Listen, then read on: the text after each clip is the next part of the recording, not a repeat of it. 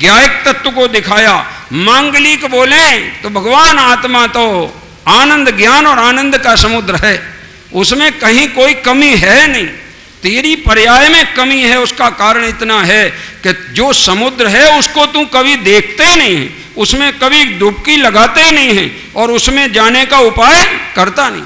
आज जब शिविर का उद्घाटन हुआ और सवेरे अपना जुलूस चल रहा था, हमारे नवयुवक बहुत आनंद में झूम रहे थे। झूम रहे थे कि नहीं? नाच रहे कि नहीं? और देखो तुम ही अकेले आनंद में नहीं झूम रहे थे, वे बाजे वाले भी झूम रहे थे। तो झूम रहे थे कि नहीं? तो बाजे वालों को आनंद कौन सा था? शुभ था कि अशुभ था? चलो बोलो। अशुभ था। और तुम्हारा आनंद शुभ था। देखो मैं अशुभ नहीं कह रहा हूं, चिंता नहीं करो, लेकिन वो आनंद नहीं था, आनंद का भ्रम था। अरे जिसमें नाचना पड़े वो आनंद है कि जिसमें नाच बंद हो जाए उसका नाम आनंद है? हैं? तो नाचने का नाम आनंद है। तो तुम तो जिंदगी भर नाच ही रहे हो, पंच तुम परावर्तन में और चारों गतियों में नाच रहे। नाचना आनंद है ही नहीं। व्यवहार में दुनिया वाले नाचने को आनंद कहते हैं। नाचना आनंद है कि देखना आनंद है? तो देखना जानना आनंद स्वभाव है, नाचना आनंद स्वभाव नहीं है। नाचना बंद कर देना मैं ये नहीं कह रहा हूँ, कह भी दूं तो तुम नाचना बंद नहीं करोगे, घर में नाचोगे, दुकान पे नाचोगे, क्योंकि नाचने की आदत है ना, वो तो तब छूटेगी जब शुद्धात्मा का रस आएगा, जब तब फिर ऐसा होगा जब निज आत्म अनुभव आवे, तब और कछु न सुहावे, जब निज आत्म अनुभव आवे। गोष्ठी कथा कुतूहल बिगटे, पुद्गल प्रीति न सावे, राग द्वेष द्वे चपल पक्ष युत, मन पंखी मर जावे, जब निज आत्म अनुभव। ज्ञानानंद सुधारस उमगे, घट अंतर न समावे, भाग चंद ऐसे अनुभव को, हाथ जोड़ सिर नावे, जब निज आत्म अनुभव। देखो भाई, ऐसे आत्मानुभव की बात, ये निश्चय सम्यक दर्शन की बात, ये जिनने बताई, हम उनका उपकार कैसे न माने। और उस उपकार की परंपरा में हमें ये सब याद आना चाहिए। कुंद कुंद आचार्य, यद्यपि तो मूल चीज तो तीर्थंकरों की है, सभी तीर्थंकरों की है, लेकिन हम अपने आचार्य परंपरा में बताना चाहते हैं। कुंद कुंद आचार्य, अमृतचंद्र आचार्य, जयसेनाचार्य और भी ऐसे सैकड़ों आचार्य हुए हैं, उन्हीं के परंपरा में उन आचार्यों से हमें प्राप्त हुई। और विद्वानों में नाम लो तो सबसे पहले विद्वान पांडे राजमल जी, सबसे पहले विद्वान, समय सार के मर्मज्ञ विद्वान पांडे राजमल जी, उसके बाद बनारसी दास जी, उसके बाद अपने टोडरमल जी, पंडित जयचंद जी, ये ऐसे विद्वान हुए हैं कि जिन्होंने जैन दर्शन का मर्म उद्घाटन किया है। ऐसा भावार्थ लिखा कि गुरुदेव बोलते थे ऐसा होना चाहिए पंडित, आनु नाम पंडित छे, पंडित जयचंद जी जेवो पंडित हो चाहिए, ऐसा कहते थे। समझ में आएगा नहीं? ऐसे उनकी बात। और इसके बाद गुरुदेव ने जो उद्घाटन किया, उन्होंने तो वाकई में देखा जाए तो जैन दर्शन कुंद कुंद को अगर कोई लाइट में लाया है, अमृत चंद को कोई अगर सामने लाया है, और हमारी दिगंबर परंपरा को कोई ने कहना चाहिए सामने लाया है, तो एकमात्र गुरुदेव हैं। उनके द्वारा ये तत्व प्रतिपादित हुआ है, हम उनका नाम भुला नहीं सकते। सम्यक ज्ञान के 8 दोषों में जो गुरु का नाम भुला देवे, नाम का गुरु का नाम छिपा देवे, उसका सम्यक ज्ञान मलिन हो जाता है, सम्यक ज्ञान नहीं रहता, उसमें दोष लग जाता है। नाम गुरु न छिपाइए, अपने गुरु का नाम नहीं छिपाना। लेकिन एक बात और बता दें, हम सावधान कर दें, तुम्हारी आदत लुढ़कने की है, समझ में? तुमको जरा ही कोई भी तरफ से धक्का लगाओ तुम लुढ़क जाते हो। लुढ़कने वालों को तत्व नहीं मिलता, सधने वालों को तत्व मिलता है। समझ में आया? तो ऐसे भी नहीं लुढ़क जाओ कि तुम व्यक्ति पूजा में लग जाओ। व्यक्ति पूजा तो जैन धर्म में बहुत ही घातक है। क्या कहा? जो व्यक्ति पूजा वाले हैं उनका सुलटना ये भाव नहीं, अनंत भाव में संभव नहीं। क्योंकि व्यक्ति की इज्जत करना, गुणस्थान प्रमाण, आगम प्रमाण, ये तो जरूरी है, लेकिन उसकी पूजा आगम के विरुद्ध अगर करते हो तो तुम इस भाव में नहीं, अनंत भाव में नहीं सुलटोगे, क्योंकि गृहीत मिथ्यात्व का पोषण करते। और ये पोषण नहीं चलेगा, न गृहीत मिथ्यात्व चलेगा, न कृतज्ञता चलेगी। जिनागम की जो स्वस्थ परंपरा है वो चलेगी, वो ही आप जीवन में अपनावें। और इस सम्यक दर्शन को प्राप्त करें। इस परम पवित्र भावना से मैं अपनी बात समाप्त करता हूँ। धन्यवाद।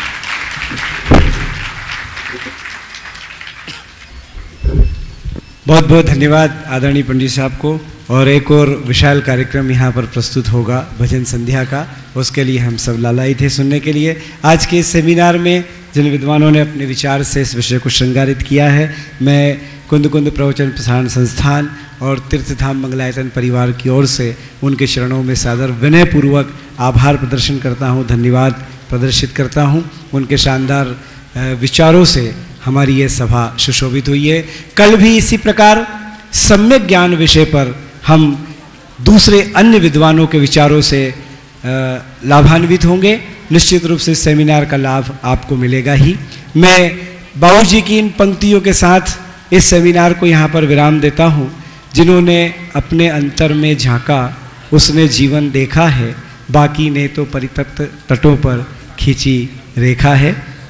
और अब मैं अगले कार्यक्रम हमारे यहाँ पर संपन्न होगा, जिसमें ब्रह्मचारी भाई और बहनों के भजन संध्या का कार्यक्रम है, उसके लिए अगली तैयारी हो। मैं पुनः सभी विद्वानों के चरणों में सादर विनय के साथ उन्हें आभार। आज विषय सौंपा है सम्यक ज्ञान का स्वरूप और निश्चय व्यवहार सम्यक ज्ञान। 6 डाला की एक सुंदर पंक्ति है।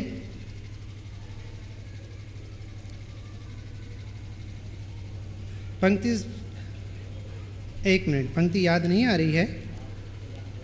ज्ञान समान नयानी जगत में सुख को कारण, यह परमामृत जन्म जरा मृत्यु रोग निवारण। आप कल्पना करो, यदि ज्ञान नहीं होता तो क्या होता। हम सबको निगोद में जाने से इसलिए ही तो भय लगता है, क्योंकि वह वहाँ पर जाकर ज्ञान अणु मात्र रह जाता है, अक्षर के अनंत भाग मात्र रह जाता है। यदि आज हम सबके पास ज्ञान नहीं होता तो इन पंच परमेष्ठियों के द्वारा बताए हुए मार्ग पर हम कैसे बढ़ पाते। इसलिए जगत में 2 कदम चलने के पहले भी ज्ञान की आवश्यकता पड़ती है। आप कल्पना करो, यदि किसी को यह बात का पता ही ना हो कि मुझे कहाँ जाना है, तो वो किस ट्रेन में बैठेगा, किस स्टेशन में पहुँचेगा, कि बस स्टैंड में पहुँचेगा। इसलिए ज्ञान के बिना तो जगत में एक भी काम नहीं चलता। लेकिन ये जैन दर्शन है, यहाँ तो ऐसा कहा जाता है कि धन्य वे नहीं हैं जिनकी आत्मा में ज्ञान है, धन्य वे हैं जिनकी ज्ञान में आत्मा है। इसलिए मात्र ज्ञान को हम सम्यक ज्ञान नहीं कहते। जिस ज्ञान में वस्तु स्वरूप की यथार्थ तब भरी हुई हो, उस ज्ञान को सम्यक ज्ञान कहते हैं। और उस सम्यक ज्ञान के स्वरूप को जाने बिना हम कहाँ कहाँ रुले हैं, इसकी कल्पना भी रोंगटे खड़े कर देती है। रत्नकंठ सावकाचार्य जी में एक सुंदर परिभाषा आती है कि जो ज्ञान वस्तु को न्यूनता रहित, अधिकता रहित, विपरीतता रहित, संदेह रहित ज्यों का त्यों जानता है, उसे सम्यक ज्ञान कहते हैं। कितनी विशद परिभाषा है। नियम सार जी में भी आया है कि वस्तु को, जो वस्तु है उपादेय को वैसा ही जानना, उसका नाम सम्यक ज्ञान है। वो जिनवाणी तो अथाह रूप से भरी हुई है, वहाँ सम्यक ज्ञान की बहुत सारी परिभाषाएं हैं। लेकिन हम सामान्य भाषा में कहें तो जो वस्तु जैसी है उसका वैसा ज्ञान ही सम्यक ज्ञान है। अथवा दूसरे शब्दों में कहें तो संशय, विपर्यय और अनध्यवसाय रहित वस्तु के ज्ञान को सम्यक ज्ञान कहते हैं। अब इसके साथ में निश्चय व्यवहार भी लगा है। निश्चय अर्थात यथार्थता, और व्यवहार अर्थात कि किसी प्रयोजन से उस वस्तु का प्रतिपादन, लेकिन वैसी वस्तु नहीं है। दूसरी तरफ से कहें तो एक को दिखाने वाला निश्चय और अनेक को दिखाने वाला व्यवहार। तीसरी तरफ से कहें तो भेद का नाम व्यवहार और अभेद का नाम निश्चय।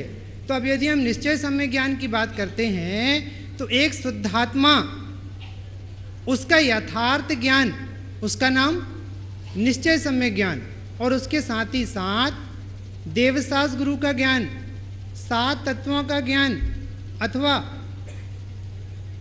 स्वपर का ज्ञान, उसका नाम क्या? व्यवहार सम्यक ज्ञान। अभी देखो साहब, प्रैक्टिकल करो तो काफ़ी विस्तृत विवेचन है और सामान्यतः से ये बात कही जा सकती है कि सम्यक दर्शन होने के पहले ज्ञान तो सबके पास है, लेकिन वह ज्ञान सम्यक ज्ञान नहीं है। लेकिन सम्यक दर्शन होते ही साथ उस ज्ञान को सम्यक ज्ञान की मोहर लग जाती है। अभी देखो, अपन ने चर्चा करी कि न्यूनता रहित, अधिकता रहित, विपरीतता रहित, संदेह रहित जो वस्तु जैसी है उसका वैसा ज्ञान सम्यक ज्ञान है। अब निश्चय सम्यक ज्ञान की बात कहें तो हम कौन हैं कि प्रत्येक जीव को ऐसा लगता है कि हम पामर हैं कि नहीं भैया, क्या लिखा है? न्यूनता रहित। भैया तुम न्यून नहीं हो, तुम परमात्मा ही हो। अधिकता रहित, कि बड़ा कौन है? कि सब बड़े हैं, कोई छोटा नहीं है। विपरीतता रहित, कि मिथ्या दृष्टि कौन है? जब विपरीतता रहित ही है तो मिथ्या दृष्टि कौन है? कि जगत का प्रत्येक जीव जीव है, वो जीव जीव नहीं जानता, इसका नाम मिथ्या दर्शन। वो जीव जीव नहीं मानता, इसका नाम मिथ्या दर्शन। वो जीव जीव नहीं जानता, इसका नाम मिथ्या ज्ञान। और वो जीव विपरीत परिणमता है, इसका नाम मिथ्याचारित। इसलिए क्या कह रहे हैं कि जगत का प्रत्येक जीव भगवान से कम नहीं है, और यदि आप अपने को भगवान से कम देखते हो, जानते हो, तो इसका नाम मिथ्या ज्ञान। पुरुषार्थ सिद्धि उपाय में कितनी अच्छी बात लिखी है कि यदि एक बार वस्तु का यथार्थ ज्ञान हो जाए तो करोड़ों साधन मिलने पर भी उस श्रद्धा को बदलने में कोई समर्थ नहीं है। पूज्य गुरुदेव श्री बारंबार फरमाते थे, जब उनके पास कोई भी जाता था और ऐसा कहता था कि गुरुदेव श्री हमें सम्यक दर्शन कब होगा, तो वो कहते थे एक बार वस्तु स्वरूप को जान लो, जान लोगे तो सम्यक दर्शन एक क्षण में होगा। फिर वो कहते थे हमें क्यों नहीं हो रहा? कि तुमने वस्तु स्वरूप को यथार्थ नहीं जाना है। यदि यथार्थ जान लिया होता तो सम्यक दर्शन हुए बिना नहीं रहता। अभी भाई साहब 5 समवाय की क्लास में हर 2 मिनट में सम्यक दर्शन दे रहे थे। सचमुच इतना सरल है। हमें तो उन्हें यहाँ हम खड़े हुए हैं तो उनकी कृपा से खड़े हुए हैं, लेकिन ये बात सत्य प्रभु, जब आप एक एक जीव के स्वरूप की तरफ जाते हो तो दरेक जीव भगवान है। भगवान नहीं मानते हो, नहीं जानते हो, इसका नाम मिथ्या ज्ञान है। और इतना जान जाओ, उसके बाद तुम्हारा जो भी ज्ञान होगा वो कैसा होगा? सम्यक ही होगा। यदि व्यवहार सम्यक ज्ञान की बात करें तो जिनवाणी माता, जिसके निमित्त से हमें निरंतर ज्ञान प्राप्त होता है, जिनवाणी में प्रणीत सारी वस्तुओं के ज्ञान को व्यवहार सम्यक ज्ञान कहते हैं। जिनवाणी के ज्ञान को व्यवहार सम्यक ज्ञान कहते हैं। 9वीं और 10वीं नंबर की गाथा में तो लिखा ही है कि श्रुत ज्ञान से जो शुद्ध केवल एक जाने आत्म को, श्रुत केवल ही उसको कहें ऋषिगण प्रकाशक लोक के। और श्रुत ज्ञान से जो शुद्ध, दोनों गाथा है ना उसकी, तो दूसरी गाथा और पहली गाथा, ये जो ज्ञान अपने को जानता है वो निश्चय सम्यक ज्ञान, और जो ज्ञान जिनवाणी को जानता है वो व्यवहार सम्यक ज्ञान। अब जिनवाणी माता की एक एक बात जो जैसी है वह सम्यक है, सम्यक मिथ्या नहीं है, लेकिन हमें वह सम्यक नहीं लगती, इसलिए हमें उसकी महिमा नहीं आती। अभी आपको अगले वक्ता 8 अंग पढ़ाएंगे, उसमें विनयाचार वगैरह की चर्चा आएगी। सम्यक ज्ञानी को विनय आए बिना नहीं रहती और अज्ञानी को विनय नहीं आती। हमारे पंडित साहब एक बहुत अच्छी बात कहते हैं कि विनय ज्ञान की पात्रता भी है और ज्ञान का फल भी है। जिन्हें ज्ञान होता है उन्हें विनय आए बिना नहीं रहती, और जिन्हें ज्ञान नहीं होता उन्हें विनय जबरदस्ती करो तो भी नहीं आती। अब इसके बहुत सारे अतिचार भी हैं, काफ़ी चर्चा तो नहीं करी जा सकती, लेकिन आप इतनी बात ध्यान रखो कि जिनवाणी माँ ने अर्थात हमारे भगवंतों ने जो भी दिया है वो एकदम एक्यूरेट और सही बात कही है। यदि दूसरे पहलू से कहें तो जिनवाणी में कहीं यदि ऐसा लिखा है कि पाप तुमने ही करे हैं, तो ये बात भी किसी अपेक्षा 100% सत्य है। और नहीं माने तो कि सम्यक ज्ञानी को तो एक एक वस्तु के स्वरूप की यथार्थ जानकारी होती है। हमें भाई साहब कभी कभी जब दोषों की तरफ का सम्यक ज्ञान कराते हैं तो हमें डिप्रेशन होता है, लेकिन अंदर ही अंदर ऐसा लगता है कि वस्तु का स्वरूप है, और यदि तुम्हें डिप्रेशन होता है तो तुम्हें वस्तु के स्वरूप की यथार्थ जानकारी नहीं है। अब देखो, यदि 7 तत्वों की तरफ से कहें, मुझे टाइम नहीं मालूम कितना हो गया, आप हिंट कर देना टाइम हो जाए तो। यदि 7 तत्वों की तरफ से यथार्थ जानकारी की बात कहें तो जीव अजीव आश्रय वंश संबंध निर्जरा मोक्ष, ये 7 तत्व हैं। इनकी यथार्थ जानकारी का नाम सम्यक ज्ञान है। और यथार्थ जानकारी होगी तो श्रद्धा सम्यक होगी, और यथार्थ जानकारी होगी तो आचरण सम्यक होगा, और यथार्थ जानकारी नहीं होगी तो कोटि जन्म तप तपे ज्ञान बिन कर्म झरे हैं, और ज्ञानी के त्रिगुप्ति तो सहज डरे हैं। अब 7 तत्वों की तरफ से यदि बात करें तो ये शरीर कौन सा तत्व है, मैं कौन सा तत्व हूँ, पूजन पाठ कौन सा तत्व कर रहा है, धर्म कौन से तत्व में होता है, धर्म की पूर्णता कौन सा तत्व है। आदरणीय सर प्रदीप सर ले रहे हैं ना 320 गाथा कि जीव तत्व कभी मोक्ष तत्व रूप नहीं होता, जीव तत्व कभी आश्रयबंध तत्व रूप नहीं होता, जीव तत्व कभी संबंध निजरा तत्व रूप नहीं होता। और यदि ऐसी जानकारी नहीं होगी तो या तो दीनता होगी और नहीं तो पर्याय मात्र का बड़प्पन आएगा। इसलिए यथार्थ जानकारी होना अत्यंत अनिवार्य है। ठीक है भैया, इसलिए ज्ञान समान न आन। यदि ज्ञान नहीं होगा तो कल्पना करो, कभी किसी विद्वान ने कहा था कि जब लंदन में वो हीरा है ना, हीरा वो जो इंडिया से गया है, कोहिनूर, तो किसी ने कहा कोहिनूर हीरा कितना अच्छा है, तो किसी महात्मा ने कहा नहीं नहीं कोहिनूर हीरा अच्छा नहीं है, उस कोहिनूर हीरा को बताने वाला ज्ञान कितना अच्छा है। यदि ज्ञान नहीं होता तो ये कौन बताता कि ये कोहिनूर हीरा है। और सच मायने में कहा जाए तो ज्ञान की सारी महिमा है। यदि पूज्य गुरुदेव श्री के पास सम्यक ज्ञान नहीं होता तभी हम सबको ये मार्ग कैसे बताते। यदि कुंद आचार्य को सम्यक ज्ञान नहीं होता तो ये समयसार ग्रंथादिराज हम सबके सामने कैसे आता। यदि हम सबको सम्यक ज्ञान का रस नहीं लगा होता तो हम उस मार्ग में आगे कैसे बढ़ते। इसलिए भैया निश्चय से कहा जाए तो एक शुद्धात्म तत्व को जानना ही सम्यक ज्ञान है। और व्यवहार से कहा जाए तो 7 तत्वों को यथार्थ जानना, चारों अनुयोगों को यथार्थ जानना। यदि आप एक भी अनुयोग की उपेक्षा करते हैं तो आपको सम्यक ज्ञान नहीं है। ये बात अलग है कि किस समय किसको प्रायोरिटी देना है, किसको प्राथमिकता देना है, वो मुख्य गुण का व्यवहार अलग बात है। लेकिन चारों अनुयोग की यथार्थ जानकारी होनी ही चाहिए। यदि आश्रय तत्व की धुनाई हो रही है तो हमें अपना चित्त ढीला नहीं करना चाहिए, क्योंकि आश्रय तत्व कभी जीव तत्व रूप नहीं होता। हमें तो गुरुदेव श्री की बहुत महिमा आती है। यदि गुरुदेव श्री नहीं होते तो हम आश्रय तत्व में धर्म करते करते पूरा जीवन पूरा कर देते। लेकिन गुरुदेव श्री का पदार्पण हुआ तो हमें फक्र होता है कि आज हमारे हाथ में यथार्थ धर्म का सम्यक ज्ञान है, नहीं तो हम भी पूजन पाठ तक सीमित होकर रह जाते। इसलिए भैया जिस जिनवाणी माँ ने हमें जागना सिखाया है, जिस जिनवाणी माँ ने हमें जीना सिखाया है, उसकी एक एक बात केवल ज्ञानी भगवान के द्वारा प्रणीत होने से यथार्थ है। और यथार्थ होने पर हम यदि उसे यथार्थ ना माने तो संसारों चार गति खड़ी होती है। और जीव का स्वभाव सम्यक ज्ञान करने जैसा है। जीव का स्वभाव सम्यक ज्ञान रूप परिणमने का है, इसलिए स्वाभाविक परिणमन होगा तो लाभ मिले बिना नहीं रहेगा। मैं एक भजन की 2-3 लाइनें गुनगुनाता हुआ अपनी बात समाप्त करूंगा। जिसमें सुंदात्मा की कथा हो, जो हरती हमारी व्यथा हो, राग द्वेष की ना हो निशानी, जिसमें वृद्धि हो ना जिसमें हानि, शीघ्र हो मेरे सब दुख की हानि, माँ सुनाओ वो गाथा सुहानी। भैया खूब देवगुरु धर्म की महिमा, अज्ञानी को महिमा नहीं आ सकती, ज्ञानी को महिमा जा नहीं सकती। इसलिए आप जब नज़दीक जाएंगे, 3 कंबल उठाएंगे, तभी आपको पता चलेगा कि हम कौन हैं। हम जन्मजात भगवान हैं।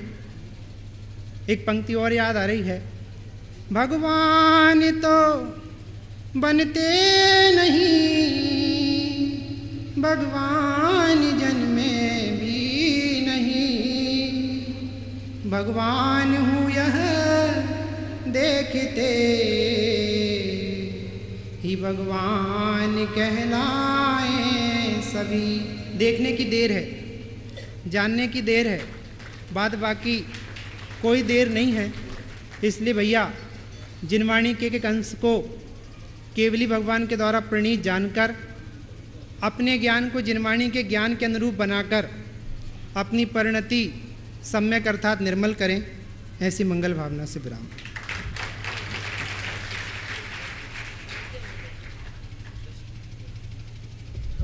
बहुत बहुत धन्यवाद भाई श्रेणिक जी ने हमें सम्यक ज्ञान का परिजात समझाया। आइए अगले विद्वान के रूप में हम एक चिंतक आदरणीय भाई सुमत जी को मंच पर आने के लिए आमंत्रित करते हैं। वे बताएंगे सम्यक ज्ञान के 8 अंग के बारे में। आइए पंडित जी। 12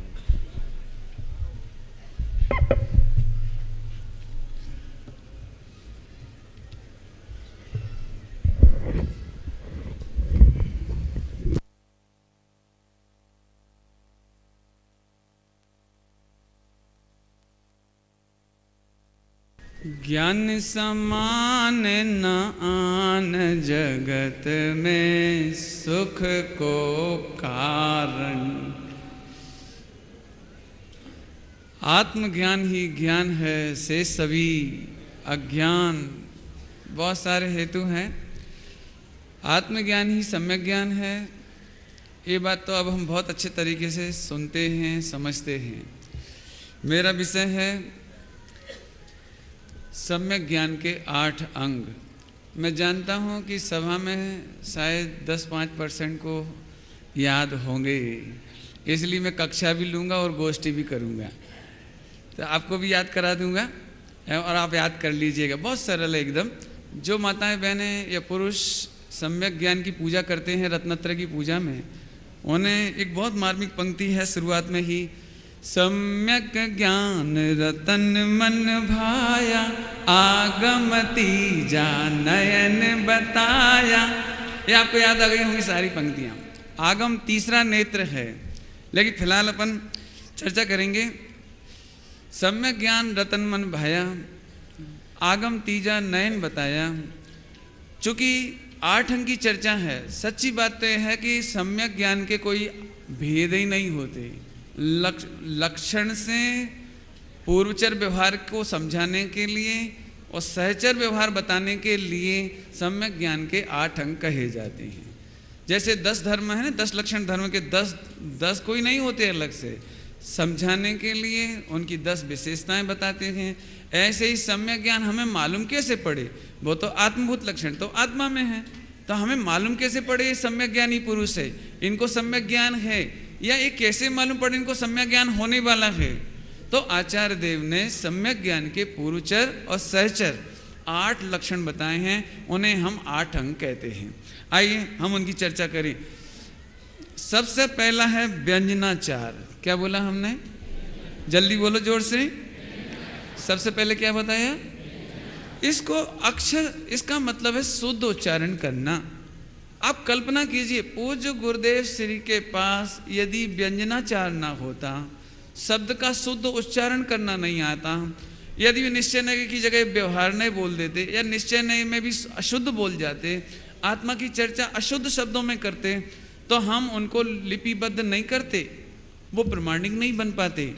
इसका मतलब है आपको अपने जीवन में सम्यक ज्ञान प्रकट करना हो तो पहले शुद्ध उच्चारण करना सीखो। ज्ञानी के जीवन में शुद्ध उच्चारण होता है, और जिन्हें ज्ञानी होना हो वे शुद्ध उच्चारण करना सीखो। आपको याद होगा जब आप प्राइमरी में पढ़ते थे, छोटो अनार को ये आपको रटाया जाता था, ये था व्यंजनाचार। आप प्राइमरी स्कूल में पढ़ते थे, क्या पढ़ते थे? व्यंजनाचार। ऐसे हम आपको पाठशालाओं में जो पढ़ने को मिलता है, शुद्ध उच्चारण पूर्वक नमोकार मंत्र, चत्तारी मंगलम, आत्मा, परमात्मा, जो कुछ भी पढ़ने को मिलता है, 4 अनियों के नाम, ये सब क्या कहलाएंगे? वेरी गुड, व्यंजनाचार। यदि पहले मैं व्यवहार घटाता हूँ, फिर निश्चय भी घटा दूंगा आपको। अभी यदि आपने शब्द सीख लिया तो दूसरा काम होता है अर्थाचार। क्या बोला हमने? दूसरा क्या बोला? अर्थाचार। पहला कौन सा था? व्यंजनाचार। दूसरा कौन सा हुआ? देखो, सारी जिंदगी 11 अंग 9 पूर्व पढ़ते रहे और अर्थाचार नहीं हुआ तो भी सम्यक ज्ञानी नहीं होगा। अर्थ माने भाव भाषण, उस वस्तु की प्रतीति, आपको उस वस्तु का भाव पक्ष पता होना चाहिए। इसका नाम क्या है? अर्थाचार। आप मुख से बोलें ज्ञायक और माने कर्ता, ऊपर से तो सभी बोलते हैं हम भगवान आत्मा हैं, हम अकर्ता हैं, हम ज्ञाता हैं, लेकिन ये शब्दाचार हुआ। आप बताइए, आपको अकर्ता भाव भाषण होता है? पंडित टोडरमल जी साहब के शब्दों में बोलिए आप, तूने इतना जाना पढ़ा लिखा सो तो ठीक, क्या तुझे इसका भाव भाषण होता है? तू 4 गति के दुखों की बात करता है, क्या तुझे 4 गति के दुख भासते हैं? इस तरह से दूसरा कौन सा हुआ? अर्थाचार। अभी ऐसा भी हो सकता है कोई पूरे जीवन शब्दाचार करता चला जाए और कोई ऐसा भी हो सकता है जिसको अर्थ तो समझ में आ जाए शिवभूति जैसे, लेकिन शब्दाचार ना हो, ऐसा भी हो सकता है। और कोई ऐसे भी होंगे दोनों जिनके पास होगा, उसका नाम है उभयाचार। क्या बोला? पहला कौन सा था? दूसरा? तीसरा? तीनों उभयाचार माने दोनों हो। पूज्य गुरुदेव श्री उन्हीं ज्ञानियों में से हैं जिनको अर्थ भी मालूम था और सत्य शुद्ध उच्चारण भी था। तो ये तीसरा हो गया उभयाचार। आइए अगला है काल शुद्धि। क्या बोला आपको? चौथा कौन सा बोला? एक बार जोर से बोला, कठिन तो नहीं लग रहा है? काल शुद्धि। काल शुद्धि की बात सुनिए। व्यवहार में तो ऐसा है, जिस समय सामायिक का टाइम हो उस समय सामायिक उत्कृष्ट काम है, उस समय शास्त्र नहीं पढ़ना चाहिए। जिस समय, ध्यान से सुनना, मैं काल की बात कर रहा हूं। काल माने व्यवहार काल, टाइम। कौन से समय में शास्त्र पढ़ना चाहिए, कौन से समय में शास्त्रों की चर्चा वार्ता करना चाहिए, तो कालाचार। कालाचार का मतलब होता है समय का विवेक रखिए। ऐसा नहीं हो कि सुबह 7 बजे तो आप भोजन कर लेते हो और 11 बजे बड़े घर जाते हो। बड़े घर समझ गए? हाँ, ऐसा नहीं होना चाहिए। समय का ध्यान रखना चाहिए। आप समय से पढ़िए। सट आवश्यक का समय में सट आवश्यक करिए। यदि कभी घर में आग लग गई, कहीं मरण हो गया, कोई कष्ट हो गया, जन्म हो गया, यदि मैं बहुत शॉर्ट शब्द में कहूँ तो अत्यंत शोक के वातावरण में और अत्यंत हर्ष के वातावरण में शास्त्र नहीं पढ़ना चाहिए। क्यों? अत्यंत हर्ष के वातावरण में भी भेद विज्ञान करके अंतर्मुख होना चाहिए और अत्यंत शोक के वातावरण में शास्त्र पढ़ने में विनय नहीं प्रकट होगी, आपको असाधना होगी। इसलिए जब आप शास्त्र पढ़ रहे हो, अत्यंत हर्ष के वातावरण में, अत्यंत शोक के वातावरण में, अग्निकांड हो गया हो, बच्चे का जन्म हो गया हो, सूतक पातक हो, कोई देश में राजा का मरण हो गया हो, माने ऐसा चित्त हो जाए, विक्षुब्ध हो जावे, तो ऐसे वातावरण में, ऐसे काल में शास्त्र नहीं पढ़ना चाहिए। कई लोग बोलते हैं सूतक पातक में आप शास्त्र का मना क्यों करते हो? बहनों को 3 दिन आप मना क्यों करते हो पढ़ने के लिए? थोड़ा सुनने दो ना, पढ़ने दो ना। सच्ची बातें है, ये निंदा ग्रह का काल है। हमने त्रिकाली अनादि अनंत, जरा बोलो अनादि अनंत स्वयकाल को भूल गए, भगवान आत्मा को भूल गए, उसकी विराधना करी, इसलिए स्त्री की पर्याय मिली, इसलिए आपको ये पुरुष की ऐसी पर्याय मिली।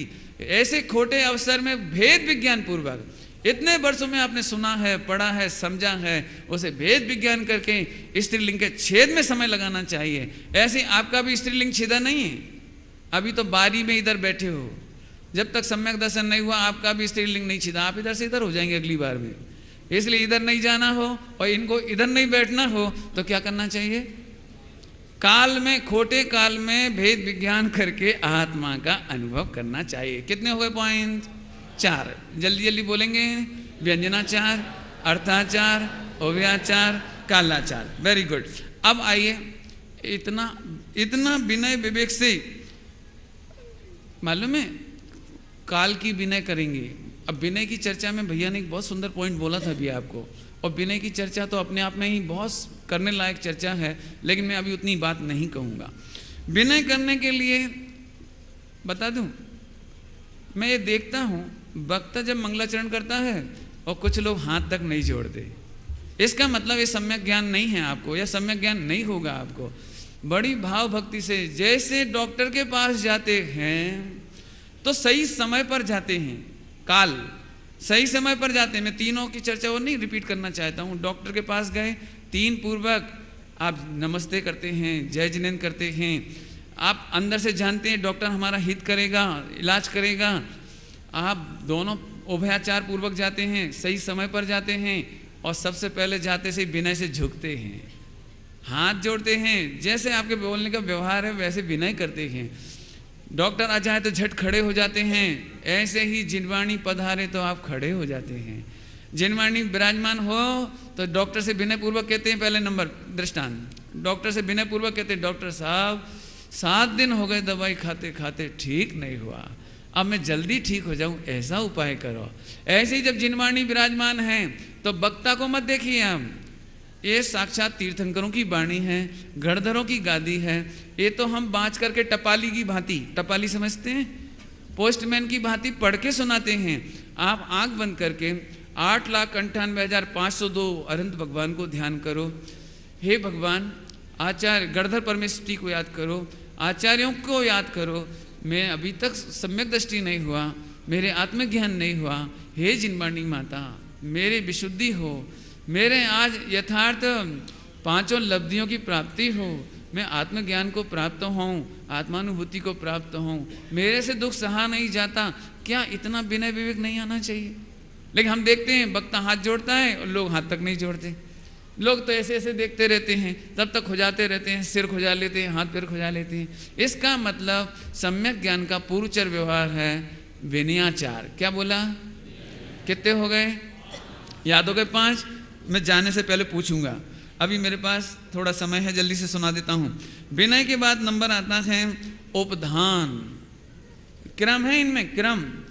उपधान का मतलब होता है, क्या बोला पहले तो? उपधानाचार। क्या बोला हमने? क्या बोला हमने? उपधान का मतलब होता है मेमोरी में रखना। यदि इंग्लिश में कह दूं तो मेमोरी में रखना, धारणा सहित। देखो, जब अपने 4-5 काम कर लिए, इतनी विनय से सुना, वो प्रवचन आप भूल नहीं सकते। आप विनय से नहीं सुनते, इसलिए बोलते हो पंडित जी प्रवचन सुनने में तो अच्छे लगते हैं, लेकिन यहाँ से जाते हैं तो भूल जाते हैं, याद नहीं रहता है, चिंतन नहीं चलता है, विचार नहीं चलता है। इसका मतलब है कि आपको विनय नहीं हुए। विनय सहित उपयोग जिनका झुका हुआ हो, डॉक्टर एक बार कहता है ये परहेज है और ये गैर परहेजी है, ऐसे दवाई लेना, ऐसे नहीं लेना। वो एक बार बोलता है, फिर आपको कितनी बार सुनाना पड़ता है? बात तो एक बार में समझ में आ जाता है। अब मैं दृष्टांत दूंगा तो टाइम हो जाएगा। लड़की देखने जाए तो एक एक शब्द याद रहता है, लड़की के इंटरव्यू का एक एक शब्द याद रहता है, लड़के का ना लड़की का। वहां तो तेरे को बड़ी विनय है, वहां तो तुझे सब याद रहता है। और भगवान आत्मा की बात, तेरी अपनी बात, रत्नत्रय की बात, वो तू भूल जाता है। इसका मतलब तुझे विनय नहीं है। तो विनय होगी तो उपधान आपो आप हो जाएगा, और उपधान होगा तो बहुमान प्रकट होगा, बहुमानाचार। क्या बोला?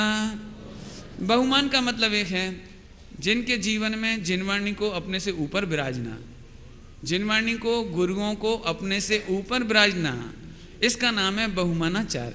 जिनवाणी को नाभि से ऊपर विराजना, पैरों में नहीं रखना, सिर के नीचे नहीं रखना, थूक नहीं लगाना, पेज पलटते समय ऐसे नहीं पलटना कि जिनवाणी का कॉर्नर फट जाए, मलिन हो जाए, आपके हाथ का पसीना लग जाए। आप बता सकते हैं ऐसा बहुमानाचार किसी ने किया है? पूज्य गुरुदेव श्री ने जीवन में कभी भी पन्ना हाथ से नहीं पलटा, क्योंकि हाथ का जो फिगर इंप्रेशन है वो पढ़ने से कागज पीला होता जाता है। पूज्य गुरुदेव श्री ने पूरे जीवन एक लकड़ी की पतली वो थी, लकड़ी की, और उसी से बदलते थे पाना, आपने देखा होगा। तो ये ध्यान रखना, बहुमान करना चाहिए। और कितने हो गए? कालाचार के बाद कौन कौन से पॉइंट बताए थे मैंने? विनयाचार, उपधानाचार, बहुमानाचार। कितने हो गए? 7। और अंतिम है अनिन्नवाचार। अनिन्नवाचार, अनिन्नव, अनिन्नव। क्या बोला? क्या बोला? क्या बोला? गुरु नाम न छिपाइए, गुरु का नाम नहीं छिपाइए। प्राण जाए तो जाए, जगत में हमें कहीं बोलना पड़े, लेकिन ये सारा उपकार पूज्य गुरुदेव श्री का है, उसे हम जिंदगी में मरते दम तक भुला सकते नहीं है। हम उन ग्रंथों का उपकार नहीं भुला सकते, उन आचार्यों का उपकार नहीं भुला सकते जिन्होंने हमें ये ज्ञान दान दिया है। कई बार ऐसा अहंकार हो जाता है, मुझे तो कोई नहीं बताया, वो तो मैंने ही मेहनत करी, मैंने ही पढ़ा, मैंने ही सीखा, ये जो कुछ आप देख रहे हो मेरा क्यों। इसका मतलब है तू मिथ्या ज्ञानी है, मिथ्या दृष्टि है। पूज्य गुरुदेव श्री हों या जिन्होंने हमें पढ़ाया है, जिन विद्वानों का हम पर ऋण है, उनका नाम कभी नहीं छिपाना। ये तो हुए हैं पूरे के पूरे 8 कौन से व्यवहार। परमार्थ भी जल्दी से बोल दूं, कुछ चूक हो गई तो आदरणीय विद्वान हमारे हैं पूजनीय, वो हमें बताएंगे। मैंने अभी बैठे बैठे अभी विचार आया कि व्यवहार परमार्थ के बिना तो होता नहीं है। गायक का शुद्ध उच्चारण हो गया, मैं गायक हूँ ऐसा भाव भाषण हो गया, ये अर्थाचार। शब्द में गायक बोला, अर्थ में गायक की प्रतीति हुई, मैंने पता लगा। और क्या हुआ, गायक बोलते भी सही हैं। देखो सम्यक दृष्टि हो, कोई जरूरी नहीं सब प्रवचनकार हो जाए, सम्यक ज्ञानी हो जाए कोई जरूरी नहीं प्रवचनकार बन जाए, लेकिन दोनों की भी तीसरा अंग है, तीसरा अंग कि दोनों एक साथ हो जाए, माने गायक की प्रतीति भी हो और गायक बोल भी सके। 3। चौथा कौन सा था, कालाचार, माने अनादि अनंत गायक का पता हो, इसका नाम कालाचार में निश्चय। और देखिए कौन सा था 5वां, विनय। एक समय की पर्याय गायक का स्वर सुनते ही अपना पर्याय पना भूल करके विनय से नए नए माने झुक गई, लीन हो गई, मग्न हो गई, इसका नाम विनयाचार। और बोलो उपधानाचार, माने खाते पीते उठते बैठते चलते फिरते वो गायक की प्रतीति छूटती नहीं है, इसका नाम उपधानाचार। और बोलो बहुमान, बहुत बढ़िया आपको याद हो गई, बहुमान इसका मतलब प्रवचन निश्चय से करे कि व्यवहार से करे, 4 अनियोग का करे, लेकिन गायक सदा ऊर्ध्व रहता है, इसका नाम बहुमानाचार है। हम खाते पीते उठते बैठते गायक को गौण नहीं करें, गायक सदा काल ऊर्ध्व रहे, अकर्ता भाव ऊर्ध्व रहे, इसका नाम क्या बोला, बहुमानाचार। और अन्य नवाचार का मतलब ये है जिन्होंने हमें गायक बताया ऐसे निमित्तों के प्रति कृतज्ञता विकल्पों में आए बिना नहीं रहती, ऐसे निमित्तों के प्रति जिन्होंने हमें गायक बताया उनके प्रति कृतज्ञता आए बिना नहीं रहती, इसका नाम अनिर्वाचार है। मैंने कोशिश की है, एक पंक्ति पूजनीय पंडित साहब की है, जयमाला वीतराग देव पूजन की, प्रभु आपने एक गायक बताया, तिहु लोक में नाथ अनुपम जताया। इसकी 2 पंक्तियां और सुना के जा रहा हूं। मैंने, मुझे लगता है डबल टाइम ले लिया, आई एम सॉरी, मैंने डबल टाइम लिया है आपका, लेकिन 4 पंक्ति सुना दूं, सुना दूं। बहुत सुंदर पंक्ति हैं, सभी को मालूम है, लेकिन मैं गाने का राग रोक नहीं पा रहा हूं। अस्थिरता जन्य प्रभो दोष भारी, खटकती है राग आदि परिणति विकारी,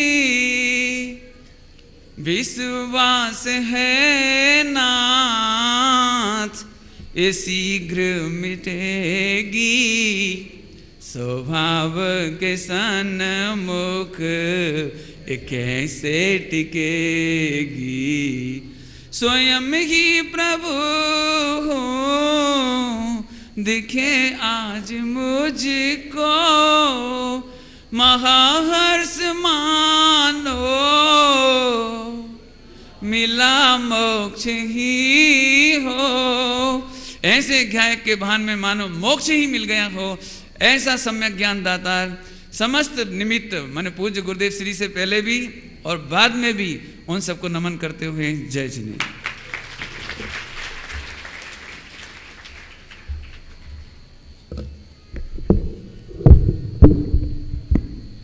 सम्यक ज्ञान के 8 अंग के विषय में सुंदर उद्बोधन अभी हमने ब्रह्मचारी जी के माध्यम से सुना।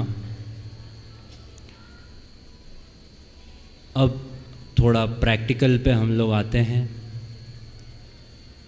कितने आश्चर्य की बात है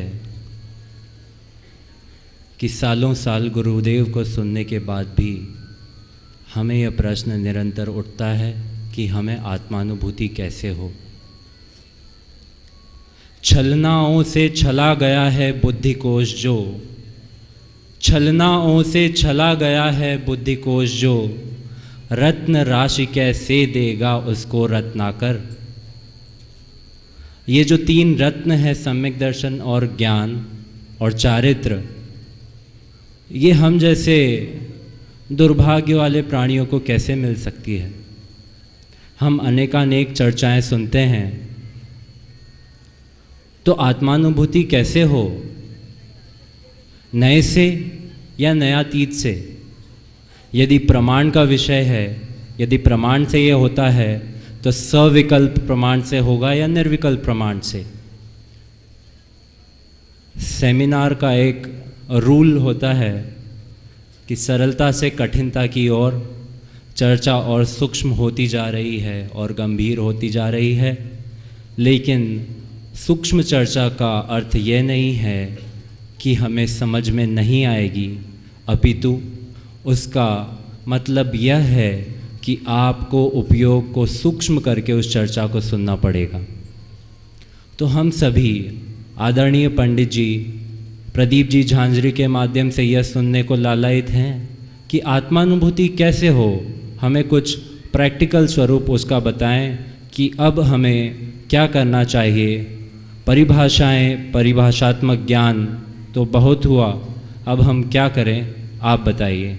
आइए।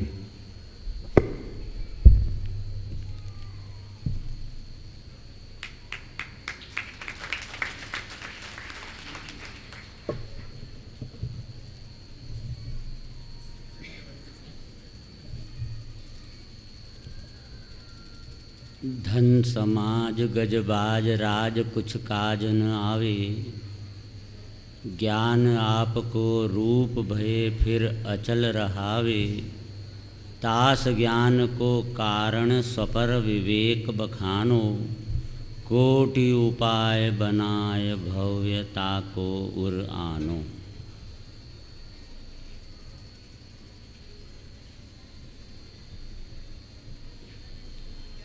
आदरणीय अध्यक्ष महोदय, विद्वानगण एवं सभा में विराजमान सभी साधर्मी भाइयों, विषय आत्मानुभूति का मुझे दिया गया है कि आत्मानुभूति कैसे। नंबर 1, शुद्ध निश्चय से या नयातीत से या सविकल्प प्रमाण से या निर्विकल्प प्रमाण से या सभी से।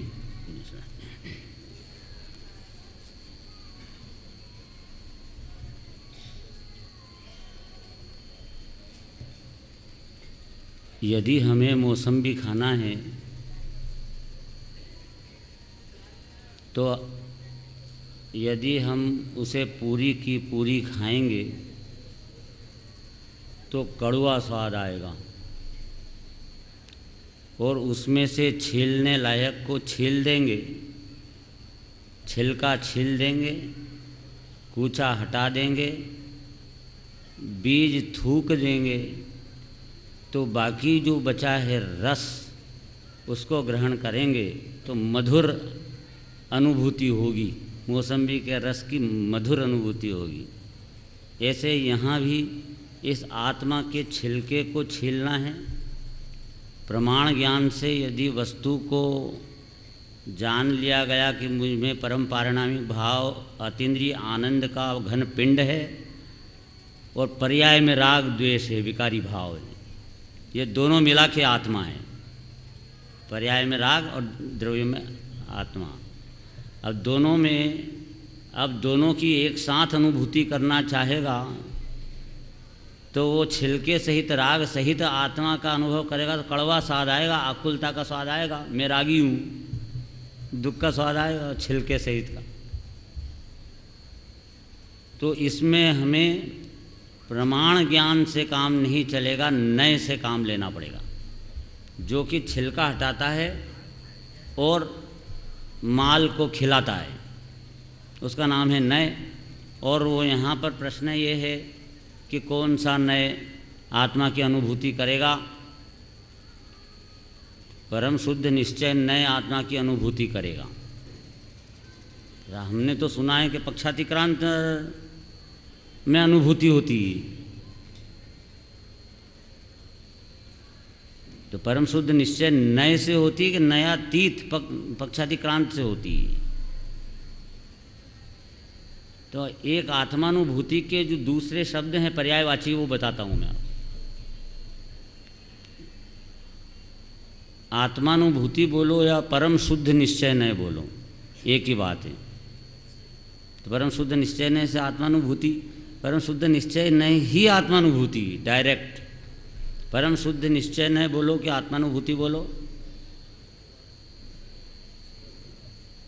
शुद्धात्मा का ध्यान बोलो कि आत्मानुभूति बोलो, या शुद्धोपयोग बोलो कि आत्मानुभूति बोलो, एक ही बात है।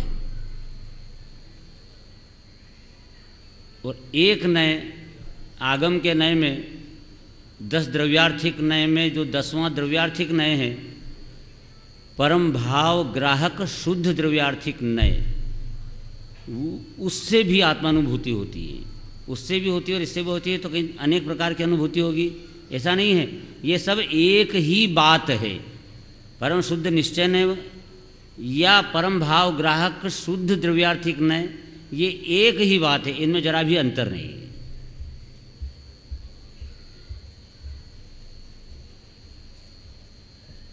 परम शुद्ध निश्चय नए से अनुभूति है आती है, आप कह रहे हो क्या, बल्कि नए छोड़ने से होती है, ऐसी पक्षातिक्रांत कहाँ लिखा है? परम शुद्ध निश्चय नए से अनुभूति होती है। तो पहले तो 11वें नंबर की गाथा और फिर 15वें नंबर की गाथा समय सार। उन्होंने 15वीं गाथा में कहा 5 भाव स्वरूप जो आत्मा, और उसमें परिभाषा दी है शुद्ध नए की परिभाषा। शुद्ध नए 5 भाव स्वरूप आत्मा, अबद्ध, अस्पृष्ट, अनन्य, नियत, अविशेष, असंयुक्त, ऐसे भाव स्वरूप अपने निज आत्मा की अनुभूति वह संपूर्ण जैन शासन की अनुभूति है। वह उसकी अनुभूति ये शुद्ध नए है। शुद्ध नए की परिभाषा में ही कहा है 5 भाव स्वरूप आत्मा का लक्ष्य करना, ये शुद्ध नए है। और ये शुद्ध नए जो अनुभूति हुई, यह जो अनुभूति है यह संपूर्ण जैन शासन की अनुभूति है।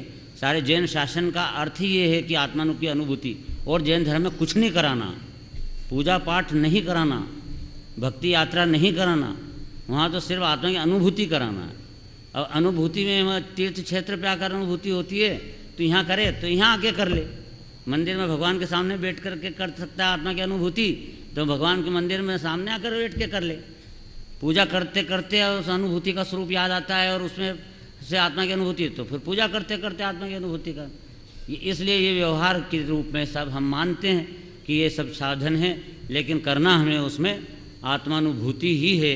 और अगर वो हो जाएगी तो वही सफल हुआ है, और बाकी उसका जीवन सब निष्फल हुआ है। चाहे उसने कितना ही पूजा पाठ किया हो, कितना ही क्रियाकांड किया हो, लेकिन निरर्थक है, तुष है, निस्तुष नहीं है। आत्मा की अनुभूति निस्तुष है। तो यहाँ आत्मानुभूति कैसे? कि शुद्ध निश्चय नए से। ठीक है, अब शुद्ध निश्चय नए से होती, मतलब अनुभूति के काल में शुद्ध निश्चय नए प्रवर्तमान रहता है कि नहीं रहता। तो ज्ञान की पर्याय हो त्रिकाली ध्रुव परम पारणामिक भाव को जानती है। ज्ञान के स्वपर प्रकाशक में से ज्ञान के स्व प्रकाश में परम पारणामिक भाव आता रहता है। ज्ञान की पर्याय में स्वपने से परम पारणामिक भाव आता है, उसका नाम है अनुभूति हो रही।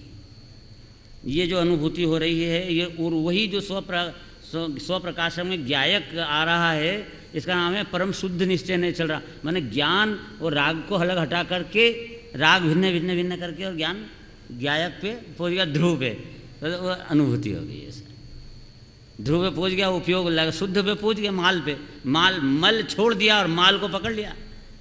इस प्रकार माल के ऊपर पहुँचा देने का, ज्ञान को माल तक पहुँचा देने का काम, इसका नाम ही शुद्ध नए है। इसलिए एक बात तो ये निश्चित हुई यहाँ पे कि शुद्ध निश्चय नए से अनुभूति होती है। दूसरी प्रश्न आ रहा है कि नया तीत से होती है वो, तो उसमें तो नए को, शुद्ध नए को भी छोड़ना पड़ेगा, कि शुद्ध नए को नहीं छोड़ना पड़ेगा। और ये शुद्ध नए और परम शुद्ध निश्चय नए में आप चक्कर में मत पड़ना, क्योंकि जैसे 11वीं गाथा में ऐसा कहा कि शुद्ध नए भूतार्थ है, भूतार्थ आश्रित आत्मा सदृष्टि निश्चय होए है, तो वहाँ शुद्ध नए कहा, तो वहाँ शुद्ध नए का अर्थ शुद्ध निश्चय नए नहीं है, वो शॉर्ट फॉर्म में कहा शुद्ध नए। वहाँ शुद्ध का अर्थ है परम शुद्ध और नए का अर्थ है निश्चय नए। तो परम शुद्ध निश्चय नए पूरा अर्थ होता है उसका शुद्ध नए का। तो परम शुद्ध निश्चय नए से आत्मा की अनुभूति होती है। अब वहाँ जब पक्षातिक्रांत की मुक्ता नए पक्षपातम स्वरूप गुप्ता निवसंति नित्यम विकल्प जालच्युत शांत चित्ता स्तयो साक्षात अमृतम पिबंती। जो नयातीत होते हैं, निर्विकल्प होते हैं, साक्षात अमृत का पान करते रहते हैं। तो अब ऐसी बात कही तो नयातीत की महत्व बहुत हो गया। हाँ भी महत्व है, पर शुद्ध निश्चय नए और नयातीत में क्या अंतर है कि यहाँ वो शुद्ध निश्चय नए का विकल्प नहीं है, विकल्प से अतीत है। हमें विकल्प नहीं है कि मैं शुद्ध नए से भगवान आत्मा हूँ, शुद्ध नए से भगवान आत्मा हूँ, शुद्ध नए से भगवान आत्मा हूँ। ये पहले होता था सविकल्प, शुद्ध नए का विकल्प था, उससे अतिक्रांत हो जाओ और उपयोग को ज्ञायक में लगा दो तो ये अतिक्रांत हो गया, मतलब नयातीत हो गया। इसका अर्थ है कि उसे शुद्ध नए प्रकट हो गया, तो उसे शुद्ध निश्चय नए कहा। और भी एक बात में ध्यान रखना है कि परम शुद्ध निश्चय नए नयाधिराज है, नयों का सिरताज है, और इस नए को छोड़कर जितने नए हैं वे सारे सविकल्प हैं। एक ही ये नए ऐसा है परम शुद्ध निश्चय नए कि जिसका अवलंबन होता है तब निर्विकल्प होता है, और वो नए भी निर्विकल्प कहलाता है, दोनों पक्षातिक्रांत कहलाता है। समझ में आया कि नहीं आया? इसलिए बहुत चक्कर यहाँ पढ़ते हैं और उसका यह समाधान आपको बहुत अच्छी तरह से मैं करने की कोशिश कर रहा हूँ। और ये नयातीत वाली बात भी बताई कि नए के विकल्प छोड़ना है, न कि शुद्ध निश्चय नए छोड़ना है। शुद्ध निश्चय नए को तो छोड़ना है, मतलब कि उसमें से मैं पना छोड़ना है, क्योंकि शुद्ध निश्चय नए भी पर्याय है, ज्ञान की पर्याय है, और पर्याय दृष्टि तो छोड़ना है ना, द्रव्य दृष्टि करना है। तो शुद्ध निश्चय नए रूप पर्याय थोड़ी मैं हूँ, मैं तो द्रव्य हूँ। तो द्रव्य तो आप बने बनाए बैठे हुए हो, पर्याय अपने आकर के वर्ण करती है ज्ञान की, तो उसका नाम शुद्ध निश्चय नए कहलाता है। इतना सीधा सच्चा काम है, न जाने क्यों इस जीव को अनादिकाल से ये इतना सरल काम जानने में नहीं आया और अनुभूति से ये च्युत रहा। नहीं तो अभी तक कितना आनंद भोग लेता अनंत काल में, अनादिकाल से लेके अभी तक में, और जिसकी जगह दुख ही दुख भोगता रहा, 4 गति में गोते खाता रहा। अब रहा प्रश्न तीसरा कि सविकल्प प्रमाण से अनुभूति सविकल्प प्रमाण से होती है कि नहीं होती? तो सविकल्प प्रमाण से अनुभूति होती है कि नहीं होती? अरे भाई, प्रमाण से ही अनुभूति नहीं होती है, अनुभूति तो नए से होती है। ये पंचाध्यायी में कहा है कि नए पूज्य है, प्रमाण पूज्य नहीं। तो प्रश्न किया क्यों? प्रमाण तो बहुत महान चीज़ है, प्रमाण तो प्रकट करने के लिए अपन यहाँ आए हैं। सम्यक ज्ञानम प्रमाणम, ये प्रमाण करने के लिए तो आए हैं। तो प्रमाण के बहुत अर्थ हैं, देखो अनेक तरह के हैं। यहाँ पे जैसे मति ज्ञान भी प्रमाण है, और श्रुत ज्ञान भी प्रमाण है, अवधि ज्ञान भी प्रमाण है, मन परे भी प्रमाण है, केवल ज्ञान भी प्रमाण है। मति सुधावधि मन परे केवलानी ज्ञानम तत्प्रमाण है, सब प्रमाण है, 5 ज्ञान। तो यहाँ अनुभूति कौन से प्रमाण में होगी? से अनुभूति तो श्रुत से होती है, श्रुत प्रमाण में होती है, और बाकी के प्रमाण कुछ काम नहीं आते। तो अब ये श्रुत प्रमाण में होती है, तो श्रुत ज्ञान के अंदर प्रमाण, और प्रमाण से होती है कि नए से होती है? तो हमने शास्त्र में पढ़ा है कि प्रमाण से भी होती है, तो ये प्रमाण से नहीं होती, नए से होती है, वो ध्यान रख लेना। क्योंकि त्रिकाली ध्रुव भगवान आत्मा के भंडार का ताला खोलना है, तो उस ताला खोलने की जो चाबी है, चाबी वो प्रमाण नहीं लगती, उसमें नए लगती है, नए ही उसकी चाबी, शुद्ध निश्चय नए ही चाबी। अब इस चाबी से वो भंडार खुल जाता है, और पर्याय में वो आनंद ही आनंद बिखर जाता। गुण अनंत के रस सभे अनुभव रस के माही, याते अनुभव सारी को और दूसरों नाही। तो इसलिए ये सविकल्प प्रमाण से, तो प्रमाण का ज्ञान का क्या काम होता है? प्रमाण ज्ञान के द्रव्य पर्याय दोनों को जानता है, द्रव्य को भी जाने, पर्याय को भी जाने, दोनों को जाने, वो ज्ञान प्रमाण कहलाता है। और एक पर्याय को गौण करे और अकेला द्रव्य को जाने तो क्या कहलाता है? नए कहलाता है। तो द्रव्य को जानने में तो नए, और द्रव्य पर्याय दोनों को जानना प्रमाण। तो हम द्रव्य पर्याय दोनों को जानते जानते अनुभूति कर सकते कि नहीं कर सकते? नहीं कर सकते। तो पर्याय को करना पड़ेगा गौण द्रव्य को मुख्य। इसका मतलब कि प्रमाण ज्ञान काम यहाँ पे आने वाला नहीं है, क्योंकि शास्त्र में लिखा है प्रमाण से भी अनुभूति होती है। तो वहाँ इस प्रकार लिखा है कि ये जो नए हैं ये किसके भेद हैं? प्रमाण के। प्रमाण अंशी है और नए उसके अंश हैं। तो जो नए का जो अंश हैं वो भी प्रमाण हुए कि नहीं हुए? वो भी प्रमाण हुए कि नहीं हुए? क्यों? प्रमाण के बेटे प्रमाण। अंशी का अंश, जो अंशी का नाम होता है वही अंश का नाम होता है। जैसे 1 किलो दूध का नाम क्या है? दूध। और उसमें से 1 बूंद निकालो दूध, तो उस दूध उसका नाम क्या है? तो अंश का नाम भी हमने दूध ही रखा कि नहीं रखा? पूर्ण का नाम भी दूध और अंश का, तो प्रमाण था पूर्ण, और ये नए हैं, ये प्रमाण के अंश हैं। तो ये अंश है, ये भी प्रमाण नाम पाते हैं। तो नए नए भी प्रमाण हैं, प्रमाण के अंश होने से इस तरह प्रमाण से अनुभूति होती है, ऐसा लिखा हो। लेकिन अनुभूति निश्चय नए से ही होती है। प्रमाण ज्ञान माने द्रव्य पर्याय दोनों को जानते हुए ज्ञान से नहीं होती है। तो सविकल्प प्रमाण से तो हो नहीं। स्वविकल्प प्रमाण तो उसको कहते हैं जो सम्यक दर्शन होने के भी पहले ये इस प्रकार से विचार करते हैं कि मेरे में द्रव्य भी है, पर्याय भी है, द्रव्य भी पर्याय भी है। इस प्रकार से जो विचार चलता है उसका नाम ब्राह्मण में एक भी हूँ, अनेक भी हूँ, नित्य भी हूँ, अनित्य भी हूँ, सत भी हूँ, असत भी हूँ, तद भी हूँ, अतद भी हूँ। इस प्रकार से जो विचार करता है इसका नाम प्रमाण ज्ञान है। ये इस प्रकार ये सविकल्प प्रमाण है। जब तक ये सविकल्प प्रमाण में नहीं आएगा तब तक ये निर्विकल्प प्रमाण प्रकट नहीं होगा। और निर्विकल्प प्रमाण भी जब तक परम शुद्ध निश्चय में नहीं आएगा तो निर्विकल्प प्रमाण भी प्रकट होने वाला नहीं है। तो सविकल्प प्रमाण की बात भी हो गई है। अब निर्विकल्प प्रमाण, ये सब निर्विकल्प प्रमाण अनुभूति के काल में निर्विकल्प प्रमाण हो रहा है। तो निर्विकल्प प्रमाण से अनुभूति हो रही है कि नहीं हो रही है? एक बात बताएं पक्की कि सविकल्प प्रमाण से तो और हो सकती है। मतलब हमने उस अपेक्षा से कहा कि पूर्व पर्याय की अपेक्षा से। पूर्व में सविकल्प प्रमाण हुआ था ना, तो उसको कारण बनाया, कारण में कार्य का उपचार करें, निमित्त कारण, पूर्व कारण कि भैया विकल्प सविकल्प में अपने प्रमाण जाना था, फिर उसमें से मैंने नहीं निकाला पदार्थ को और आत्मा की अनुभूति कर ली। तो अब उसमें वो अनुभूति के लिए यहाँ पर क्या कहते हैं कि निर्विकल्प प्रमाण की बात है। तो निर्विकल्प प्रमाण करो, तो निर्विकल्प प्रमाण से तो कभी अनुभूति होती ही नहीं। सविकल्प प्रमाण से तो अगर लागू पड़ जाएगी व्यवहार से, निर्विकल्प प्रमाण से नहीं। ठीक है। फिर एक प्रश्न इन्होंने दिया कि या सभी से, एक प्रश्न ये भी दिया है निर्विकल्प प्रमाण से, तो क्या नहीं उससे भी नहीं, तो फिर सभी से, इन सबसे होती है? तो कि हाँ भाई ये सबसे भी होती है। अब सबसे कैसे होती है उसका मैं उत्तर एक बार और देता हूँ कि शुद्ध निश्चय नए से और नयातीत से, इनसे तो होती है। आपको हमने बता ही दिया, एक ही बात है। परम शुद्ध निश्चय और नयातीत एक ही बात है।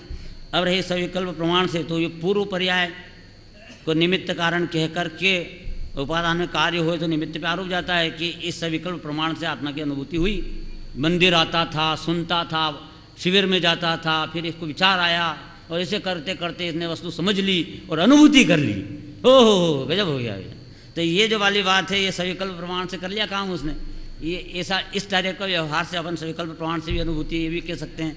अब रही निर्विकल्प प्रमाण वाली बात, तो इसकी एक अपेक्षा ऐसी है, अनुभूति के काल में इधर तो परम शुद्ध निश्चय नहीं प्रवर्तमान है। ठीक है।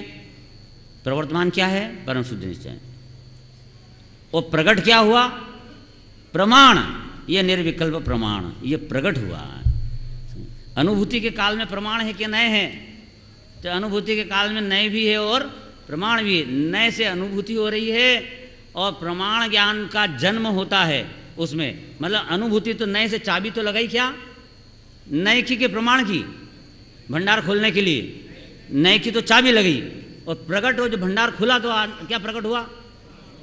तो वो अंदर से जो विभव भरा था वो प्रकट होता है, तो वो प्रमाण प्रकट हो जाता है। ज्ञान उसमें भरी हुई संपदा को भी जानता है, पर्याय को भी जानता है, द्रव्य को भी जानने लग जाता है।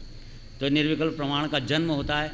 ये निहाल भाई सोगानी ने द्रव्य दृष्टि प्रकाश में तीसरे बोल में कहा है कि आत्मानुभूति के काल में एकदम प्रमाण ज्ञान का जन्म होता है कि जो दोनों पड़खों को सहज जान लेता है। इस प्रकार सब जीव ये अनुभूति करें, यही मंगल भावना है। जय हिंद।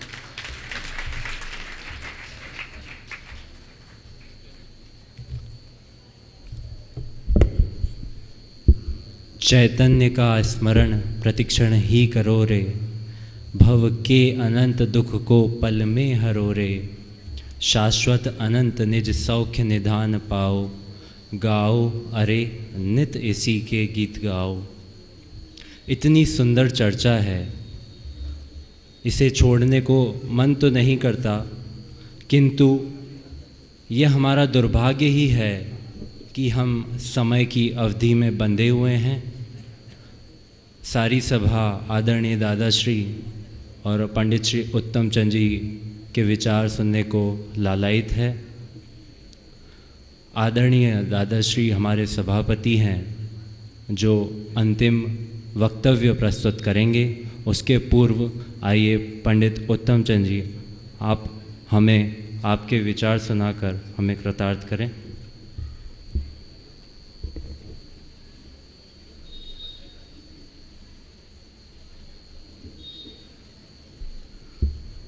सात मिनट की कालावधि में अपना व्यक्तित्व संपन्न करें।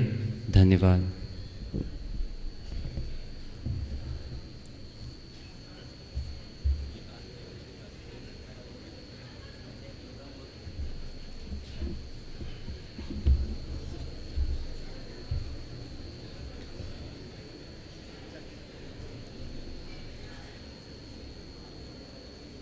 नमः समय साराय स्वानुभूत्या चकाशुते, चित स्वभावाय भावाय सर्वभावांतरचिदे।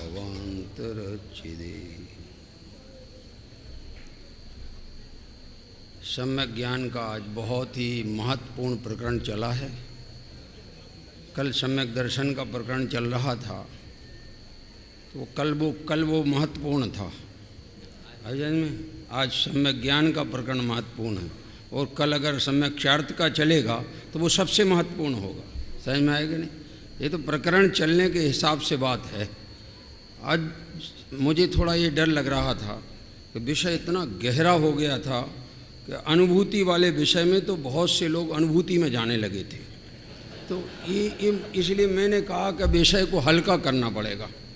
यद्यपि विषय तो बदल सकते नहीं, विषय में तो कोई गड़बड़ी हो सकती नहीं, स्वरूप में फेरफार हो सकता नहीं, लेकिन शैली में फेर होने से नींद तो जा सकती है ऐसे में। और नींद भागे तब ही अनुभूति होती है, नींद में थोड़ी अनुभूति होती है।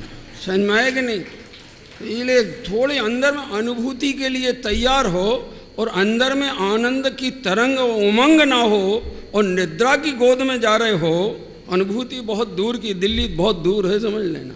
ऐसे में बहुत महत्वपूर्ण प्रकरण है। इसलिए सम्यक ज्ञान जैसा महत्वपूर्ण प्रकरण कोई है नहीं। सम्यक ज्ञान का विस्तार भी बहुत है।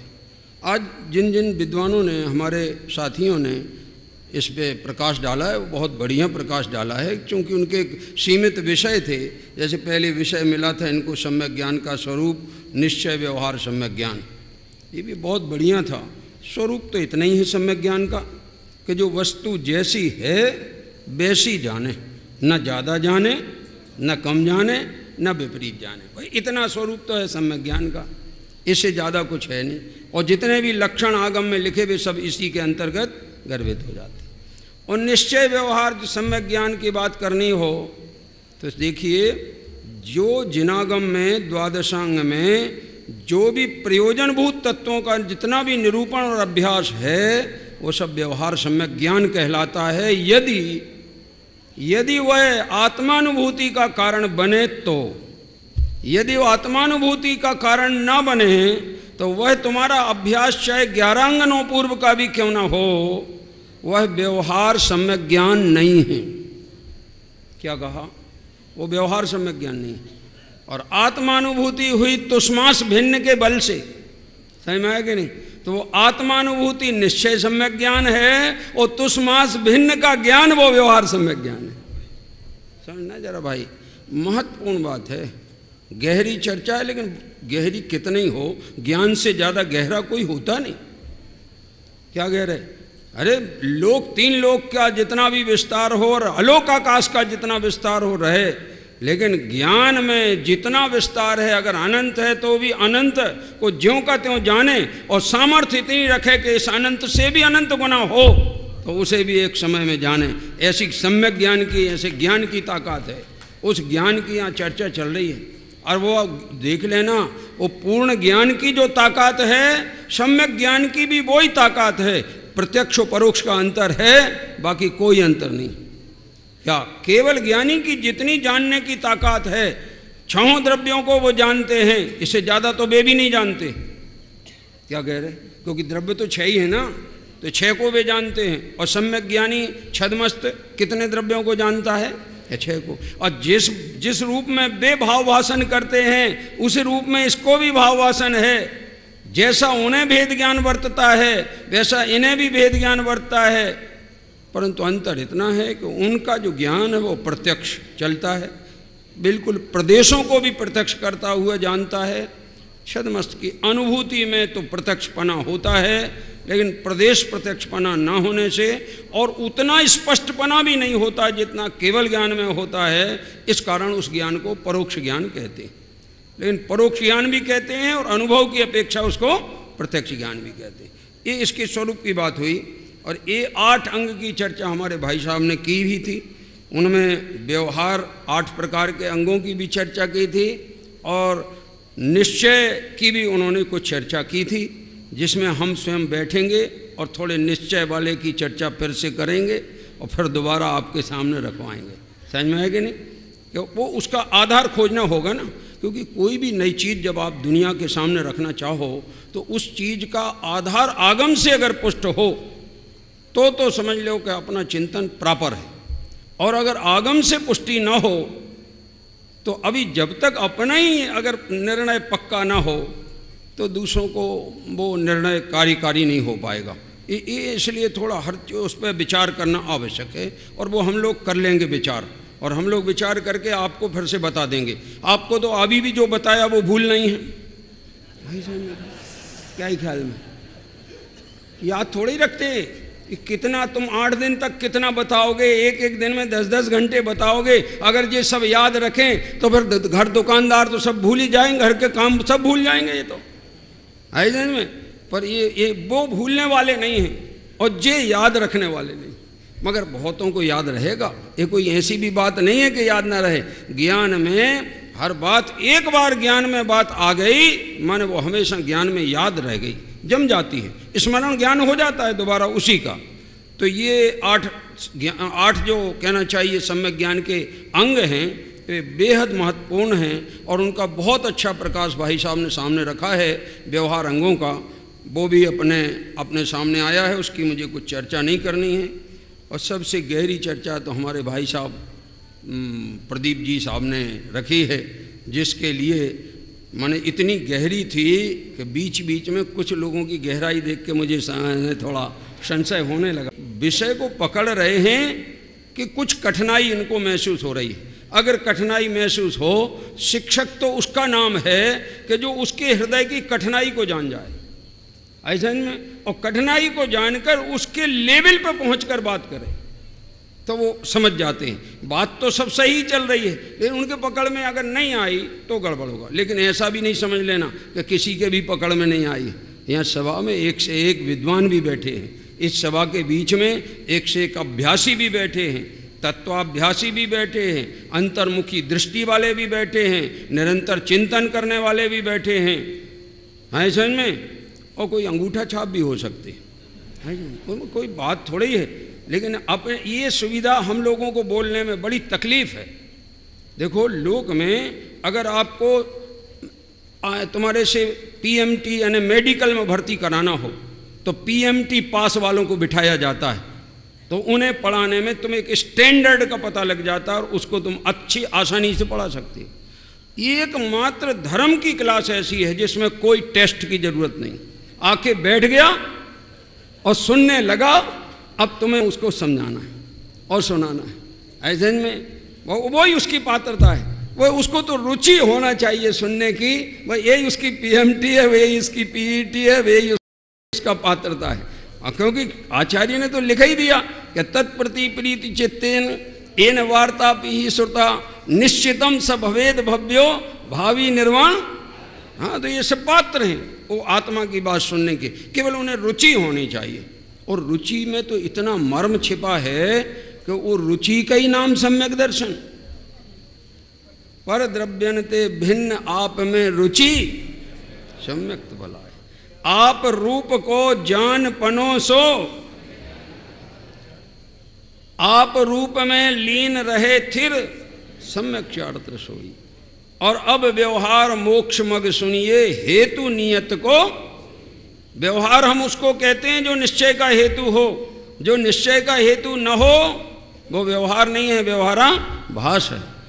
तो पर द्रव्यनते भिन्न आप में रुचि सम्यक तो भला है। सम्यक दर्शन को भला कहा, लेकिन सम्यक ज्ञान को भला शब्द ना कहकर कला कहा। क्या कहा? ये सम्यक ज्ञान कला है, कई कलाएं जानता है। ये द्रव्य दृष्टि कराना जानता है, पर्याय को भी जानता है, संयोगों को भी जानता है, ये निमित्तों को भी जानता है, ये विकल्पों को भी जानता है, ये ज्ञायक को भी जानता है, क्योंकि इसका स्वभाव जानना है। और ये किसे जाने और किसे ना जाने, सम्यक ज्ञान में ये बात नहीं है। सम्यक ज्ञान का तो लक्षण ही ऐसा लिखा। और पंडित जी ने, दौलत राम जी ने छेडाला में लिखा है ना, सम्यक श्रद्धाधार पुनि से बहु सम्यक ज्ञान। कैसा है सम्यक ज्ञान का स्वरूप? स्वपर अर्थ बहुधर्म जुत जो प्रगटावन भानु। अरे सूर्य जब उदित होवे तो किसको प्रकाशित करे और किसको प्रकाशित ना करे? सम्यक ज्ञान सूर्य उदित होवे तो आत्मा अकेले को प्रकाशित करे कि आत्मा से भिन्न राग को भी प्रकाशित करे, राग को पर रूप प्रकाशित करे और ज्ञायक को निज रूप प्रकाशित करे। ये सम्यक ज्ञान का कार्य है, ऐसा उसका स्वभाव है। क्योंकि निज को निज रूप और पर को पर रूप जाने बिना निज को निज रूप कोई जान ही नहीं सकता। और निज को निज रूप प्रतीति किए बिना पर से भिन्न कोई हो नहीं सकता। राग से भिन्न होना है तो निज की निज रूप प्रतीति चाहिए। इसमें दो तीन बातें सोचने की। अब जरा कुछ मेन बिंदु पे आ रहे हैं। अपने इतने प्रश्न हैं हमारे सामने। एक प्रश्न तो ये है कि अनुभूति प्रमाण के आधार से होती है कि अनुभूति नय के आधार से होती है, यानी अनुभूति प्रमाणात्मक है या अनुभूति नयात्मक है या अनुभूति नए प्रमाण से परे है। ये अपने प्रश्न हैं, इन पे अपन को विचार करना है। तत्वार सूत्र में तो ऐसा कहा, भाई तुम्हें जब तक तत्व का निर्णय नहीं होगा अनुभूति तो होगी ही नहीं। लेकिन निर्णय बिना किसकी अनुभूति करोगे? क्या अनुभूति करोगे? निर्णय पहले होता है, अनुभूति बाद में होती है। और निर्णय के लिए प्रमाण और नय के बिना निर्णय होता ही नहीं। क्या कहा? प्रमाण नय रधिगमा। तुमको वस्तु का अधिगम करना है, निर्णय करना है, तो प्रमाण और नय के बिना निर्णय होगा ही नहीं। और प्रमाण और नय के बिना वाला निर्णय सच्चा निर्णय भी हो सकता नहीं। क्यों? पूरी वस्तु के स्वरूप को जानना है तो प्रमाण ही दिखाएगा, और उसके अंश को जानना है तो नय बताएगा। और अंश भी वो जो प्रमाण द्वारा प्रकाशित हो। क्या कह रहे? प्रमाण ने द्रव्य स्वभाव को प्रकाशित किया, प्रमाण ने पर्याय को भी प्रकाशित किया। अब उसमें से द्रव्य को ग्रहण करना जिसका प्रयोजन हो वो द्रव्यार्थक नय है, पर्याय को ग्रहण करना जिसका प्रयोजन हो वो पर्यायार्थक नय है। तो उनमें नय ने तो केवल प्रमाण के एक अंश को ग्रहण किया, वो नय हो गया, और प्रमाण ने सर्वांश को ग्रहण किया, वो प्रमाण हो गया। तो सर्व को जानकर एक को जानने की बात है। सर्व को जानकर माने बाहर के सर्व की बात नहीं कर रहे यहाँ। या एक वस्तु में जितना धर्म समाया है, सामान्य और विशेष, और सामान्य विशेषात्मक वस्तु है, तो सम्यक ज्ञान उसको कैसा जाने? सामान्य विशेषात्मक जाने।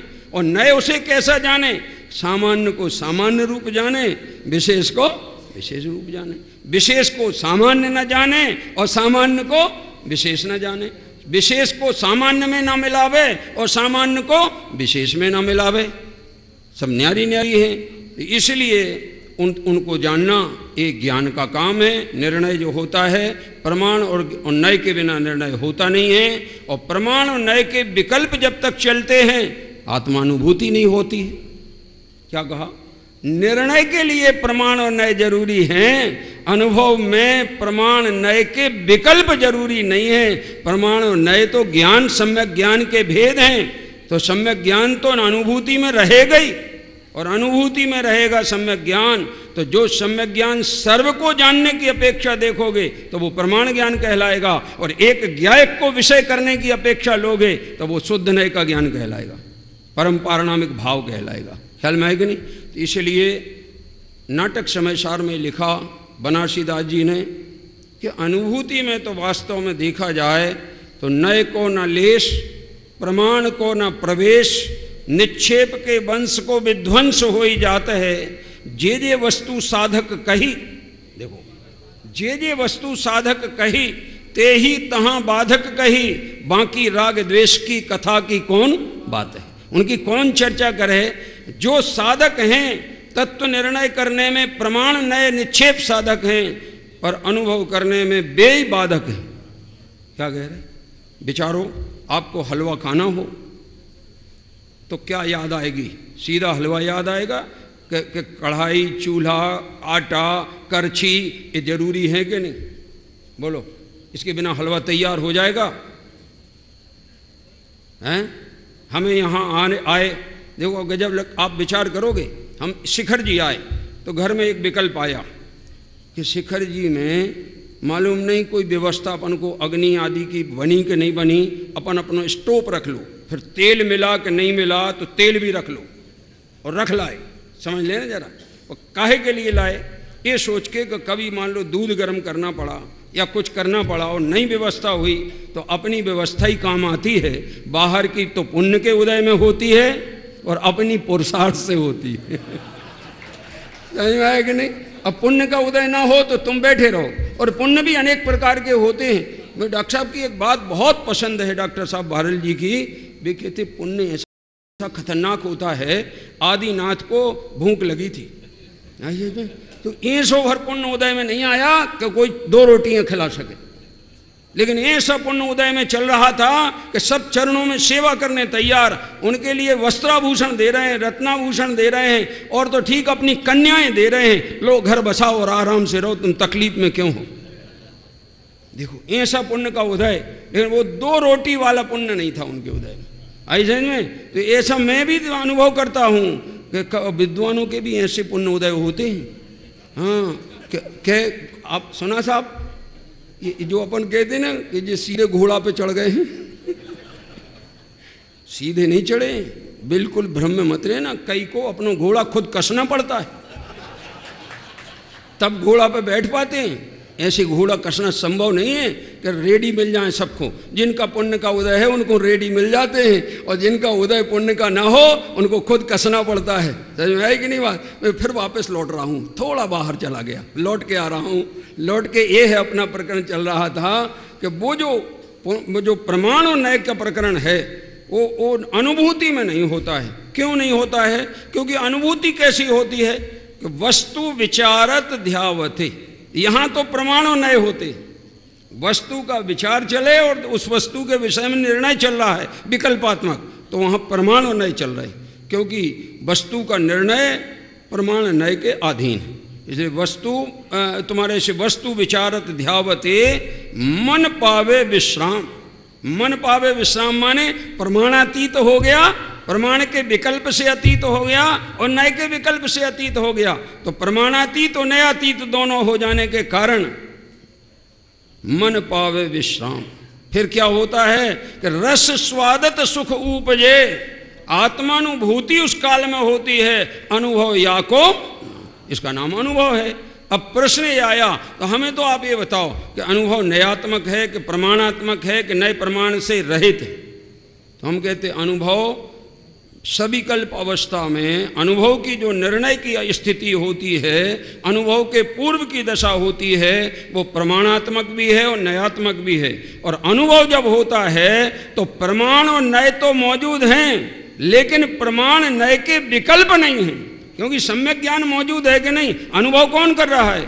सम्यक ज्ञान कर रहा है। तो अनुभव वाला ज्ञान कौन सा ज्ञान है? श्रुतक ज्ञान है कि कोई और कोई ज्ञान है? और श्रुत ज्ञान है तो सम्यक ज्ञान तो 5 ही हैं। मति श्रुतावधि मन पड़े केवलानी ज्ञानम। तो वो श्रुतक ज्ञान जो अनुभव कर रहा है वो श्रुत ज्ञान प्रमाण है कि नहीं है? क्या कह रहे? और अनुभव ज्ञान को प्रमाण कहा है, ये और समझ लो, लेकिन उसको नयात्मक कहा। नयात्मक कैसे कहा एक कलश आया है अपने समय सारजी में, आत्मानुभूति रीतिशोध नयात्मिकाया ज्ञानानुभूति किलरेव किलेति बोध्या। ऐसा कहा कि आत्मा की जो अनुभूति है वो शुद्ध नयात्मक है। अब शुद्ध नयात्मक क्यों कहा आत्मा की अनुभूति, तो सुनो जरा। तीन बातें हैं हमें अनुभूति करना, किसकी? ज्ञायक की। किसकी करना? ज्ञायक की। ठीक, ज्ञायक की अनुभूति करने के लिए तीन बातों का विचार करना पड़ेगा, क्योंकि ज्ञायक तीन प्रकार का है। ज्ञायक कितने प्रकार का है? अभी सुना तो नहीं है तुमने, हम बताए दे रहे हैं ना आपको, आप स्वीकार कर लोगे, ये बताने वाला हूं। ये है ना पेन, दिख रहा है ना पेन, ये तीन प्रकार का है। क्या कह रहे? एक तो जो मुंह से बोला वो पेन, वो कौन सा पेन है? वो शब्द पेन। और ये क्या है? ये अर्थ पेन। और जिस ज्ञान ने उस शब्द के माध्यम से इस वाच्य को जाना, वो कौन सा पेन है? वो ज्ञान पेन है। अनुभूति ज्ञान में होती है। कहाँ होती है? ज्ञान में होती है। ज्ञायक को याद करो, ज्ञायक का विषय तक पकड़ाए, वहां तक का नय भी शुद्ध नय है, लेकिन सविकल्प शुद्ध नय है। कौन सा शुद्ध नय है? सविकल्प शुद्ध नय। शुद्ध नय इसलिए है कि शुद्ध को पकड़ाता है, अशुद्ध को नहीं पकड़ाता है। सविकल्प इसलिए है कि पकड़ाते वक्त में विकल्प चल रहा है, इसलिए सविकल्प शुद्ध नय है। और सविकल्प शुद्ध नय में अनुभूति नहीं होती, अनुभूति होती निर्विकल्प शुद्ध नय में, जिसको रहस्यपूर्ण चिट्ठी में टोडरमल जी साहब ने लिखा कि सविकल्प से निर्विकल्प दशा होती, और सविकल्प दशा से पार होकर निर्विकल्प अनुभूति प्रकट करता है। इसलिए निर्विकल्प अनुभूति जो होती है वो वास्तव में देखा जाए तो वो अनुभूति में ज्ञान, जब सबको जानने वाले ज्ञान की अपेक्षा लेते हैं तो प्रमाण ज्ञान वर्तता है, और जो अपना ज्ञान उपयोग अपने ज्ञायक में मगन हो रहा है उसकी मुख्यता से लेते हैं तो वो नयात्मक है, और वो शुद्ध नय है। नय भी कोई अन्य चीज का नाम नहीं है, ज्ञान का ही नाम प्रमाण है, और ज्ञान के ही अंश का नाम नय है। समझ में आई कि नहीं बात? तो नय और प्रमाण कोई भिन्न चीजें नहीं है, ये ज्ञान के दो नाम हैं, नय और प्रमाण। इसलिए अनुभूति तो निर्विकल्प ही होती है, और निर्विकल्प अनुभूति में शुद्धात्मा विषय बनता है। अब एक विचार और अपन को करना है कि नई अनुभूति जो होती है वो ज्ञायक की अनुभूति होती है कि पर्याय में पर्याय की अनुभूति होती है? क्या कहा? पर्याय में पर्याय की अनुभूति होती, क्योंकि पर्याय के षटकारक द्रव्य में नहीं होते, पर्याय के षटकारक पर्याय में होते। ऐसे में उसमें अनन्यता वर्तती है। जो जानने वाली है वो भी पर्याय है, जिस पर्याय जो पर्याय जानने वाली है और उसने जिसको जाना वो जानने वाली अवस्था भी पर्याय है। जिस साधन से जाना वो भी पर्याय है, जिसके लिए जाना वो भी पर्याय है, जिसमें से जाना वो भी पर्याय है, जिसके आधार से जाना वो भी पर्याय है। तो जब पर्याय की अनुभूति पर्याय में होती है तो तुम उसको ज्ञायक की अनुभूति क्यों कहते हो? क्या कह रहे? इसलिए कहते हैं कि भले पर्याय की अनुभूति पर्याय में हो, लेकिन पर्याय की अनुभूति के काल में पर्याय पर्याय को नहीं देखती है, पर्याय को पर्याय की सत्ता की खबर नहीं होती है। पर्याय ज्ञायक को देख के ऐसे तमय हो जाती है कि उसकी अनुभूति ये चलती कि मैं ही ज्ञायक हूं, मैं कोई और दूसरा नहीं। अरे ये कोई बड़ी भारी बात है क्या? देखो तो, मान लो कोई पंडित जी हैं, बहुत बड़े पंडित जी हैं, तो उनकी पत्नी कौन कहलाएंगी? बड़ी पंडितानी कहलाएंगी कि नहीं? और उनने आगम पढ़ो नहीं है, अजय बड़ी पंडितानी, और अहंकार पंडित जी से ज्यादा। क्यों है? क्यों है? इसलिए है कि उनकी अहम बुद्धि पंडित जी में है, तो उनका सारा ज्ञान का अहम उनके पास। ऐसी पर्याय को अपना अहम पर्याय ने ज्ञायक को सौंप रखा है। ज्ञायक का जितना वैभव है वो कोई दूसरा नहीं, वो मैं हूं, ऐसी घोषणा पर्याय करती है। मैं एक हूं, जबकि पर्याय एक नहीं होती। मैं एक हूं, मैं एक शुद्ध सदा अरूपी ज्ञान द्रग हूं यथार्थ से, है अन्य कुछ पर द्रव्य वो परमाणु मात्र। एक भी परमाणु में नहीं। ऐसी बहुत सुंदर चर्चा हुई है। सभी विद्वानों ने उसके हर प्रकार के पहलू को खोलने का सुंदरतम प्रयास किया है और उनके विवेचन में बहुत सी अच्छी बातें सामने आई हैं। हम तो ये कहेंगे इस विषय को और भी चर्चा करना, और भी विचार करना, और विचार करके तत्वाभ्यास के माध्यम से, जिनवाणी के आश्रय से, निर्दोष युक्तियों के अवलंबन से और अपने अनुभव से निर्णय करना, तो तुम्हें सम्यक ज्ञान निश्चय भी प्रगटेगा, व्यवहार भी प्रगटेगा और आपको मोक्ष मार्ग की प्राप्ति होगी। इन्हीं शब्दों के साथ में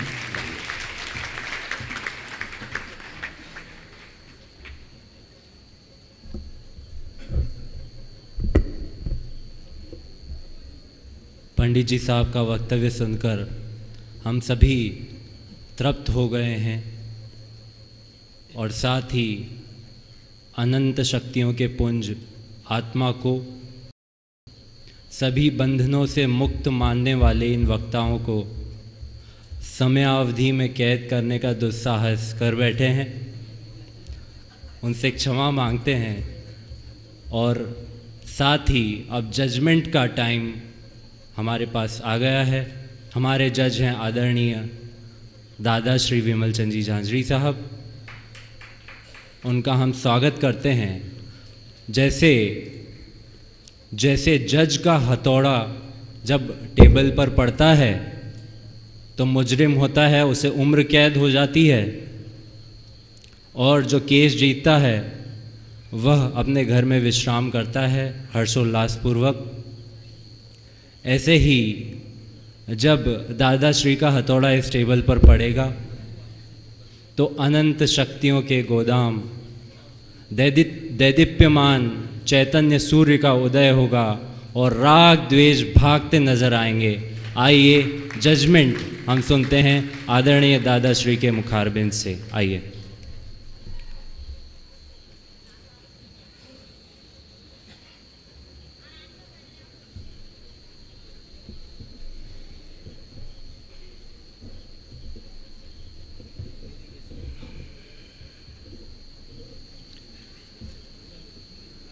आदरणीय विद्वज्जन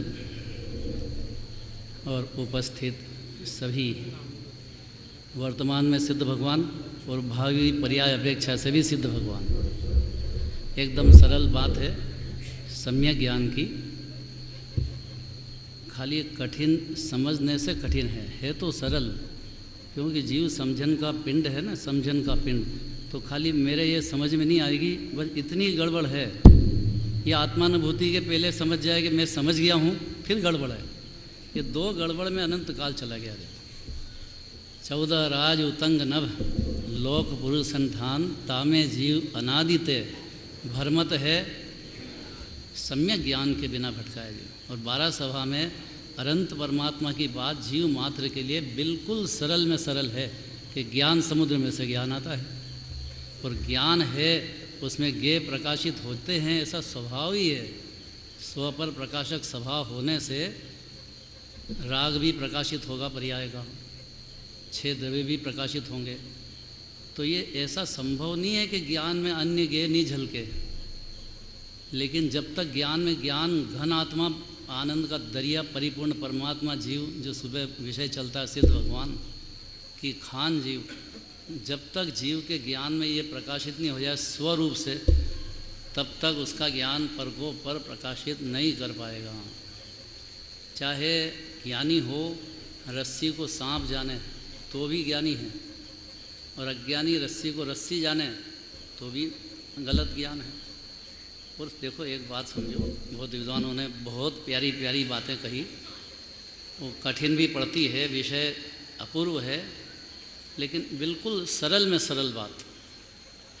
ऐसी ज्ञान धारा, और हर जीव के पास ज्ञान धारा है कि नहीं, ऐसी ज्ञान धारा जब आप ही को आप जाने, अब इससे सरल क्या चाहिए। ज्ञान की पर्याय को जाने कि वो ज्ञान है, तो मिटे भ्रम भाव कि मैं राग हूँ, मैं देह हूँ, ऐसा जानने का भ्रम मिटेगा, उसी क्षण मिटेगा। और पद पावे अविनाशी है। यहाँ सिद्धालय में बैठे हैं, सिद्ध भगवान के नज़दीक बैठे हैं अपन, तो ये बिल्कुल सरल में सरल और एकदम हृदयंगम करने जैसी बात है। अपने ज्ञान में कोई भी गेय दिखो, जीव तैरना चाहिए, उसका डूबना नहीं चाहिए मेरा है। और टेंशन का कोई काम ही नहीं है यहाँ। हर द्रव्य स्वतंत्र है, उसकी पर्याय स्वतंत्र है। यहाँ तो हल्का करते हैं जीव। बड़ी प्यारी गोष्ठ हुई, प्रदीप भैया ने बहुत बढ़िया बोला है, बहुत ही ज़ोरदार बात है। क्योंकि आत्मानुभूति हो और उसमें आनंद की तरंग आए, अनंत गुणों का रस कौन जानेगा। कि मैं तो साहब द्रव्य को जान रहा था। अरे द्रव्य को जान रहा था तो उसी समय तो परिणति में आनंद का फव्वारा छूटना है, तो उसको ज्ञान जानेगा कि नहीं जानेगा। तो ये प्रमाण हो गया ना भाई, विकल्प की जिनवाणी दुश्मन है। विकल्प का कुछ काम है नहीं। ये जितने विकल्प हैं उसी से 84 लाख योनियाँ हैं, उसी के निमित्त में कर्म बनते हैं। उसके उदय में 84 लाख योनियाँ भटकता है जी। एकमात्र बात निर्विकल्प होने की बात है। और निर्विकल्प होने में जहाँ एक क्षण हुआ नहीं कि फिर विकल्प को उपादेय नहीं मानेगा, ज्ञेय को स्वतंत्र जानेगा। ऐसी जोरदार बातें, बहुत ही बढ़िया, मस्त हो गया मैं तो। एक से एक विद्वान। श्रेणिक महाराजा ने भी बहुत बढ़िया बात कही। श्रेणिक महाराजा ही है ना नाम, श्रेणिक आगे का तो काल ही इनका ही आना, पहले तीर्थंकर होने वाले। बहुत प्यारी बातें हुई है। समय की मर्यादा है, विषय बहुत प्यारा है। जितनी कहो रात भर भी बैठो तो कोई हटने वाला तो है नहीं, तद मैं समझता हूँ। क्योंकि छठे छठाए बहुत रसिया जीव आए हैं, पर बाकी बातें अपनी फिर चलेगी। सबने ध्यान से सुना। और संयोजक भी बहुत जोरदार होके हथौड़ा मारेंगे जज। अरे भाई हथौड़ा तो रोज ही मारेंगे, पर लगे जब है बात तो आगे चलेगी बात।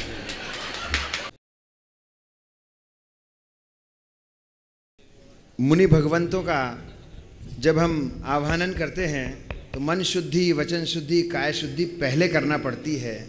उसी तरह सम्यक चारित्र्य का अवगाहन की जब हम बात करते हैं तो सम्यक दर्शन और सम्यक ज्ञान पहले आता है। तो सम्यक दर्शन, सम्यक ज्ञान की चर्चा के बाद आज हम प्रारंभ करते हैं सम्यक चारित्र्य की, जिसे कि ग्रंथों में साक्षात धर्म कहा है। ऐसे ही कुछ विषय को लेकर के हमारे इस सेमिनार के प्रथम वक्ता के रूप में मैं आमंत्रण दे रहा हूँ, जिन्होंने पूज्य गुरुदेव श्री के जीवन पर पीएचडी की है, ऐसे ज्ञानधारा पत्रिका के संपादक माननीय डॉक्टर मुकेश जी तन्मय, मैं उन्हें आमंत्रण दे रहा हूँ। कृपया आइए और विचार रखें।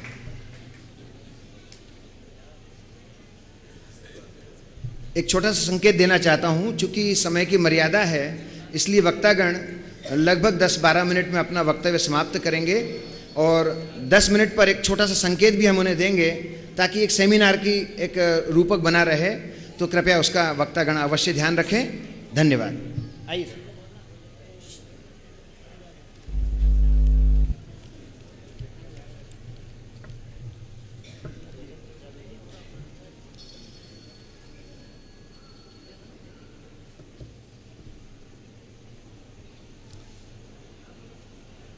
सब आत्मा भगवान है, यह देव ध्वनि का सार है सारवस शोधात्मा, संसार सब निसार है।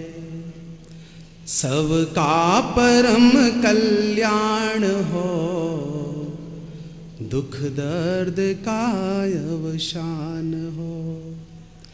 है भावनाओत्तम यही वश, ज्ञान का साम्राज्य हो।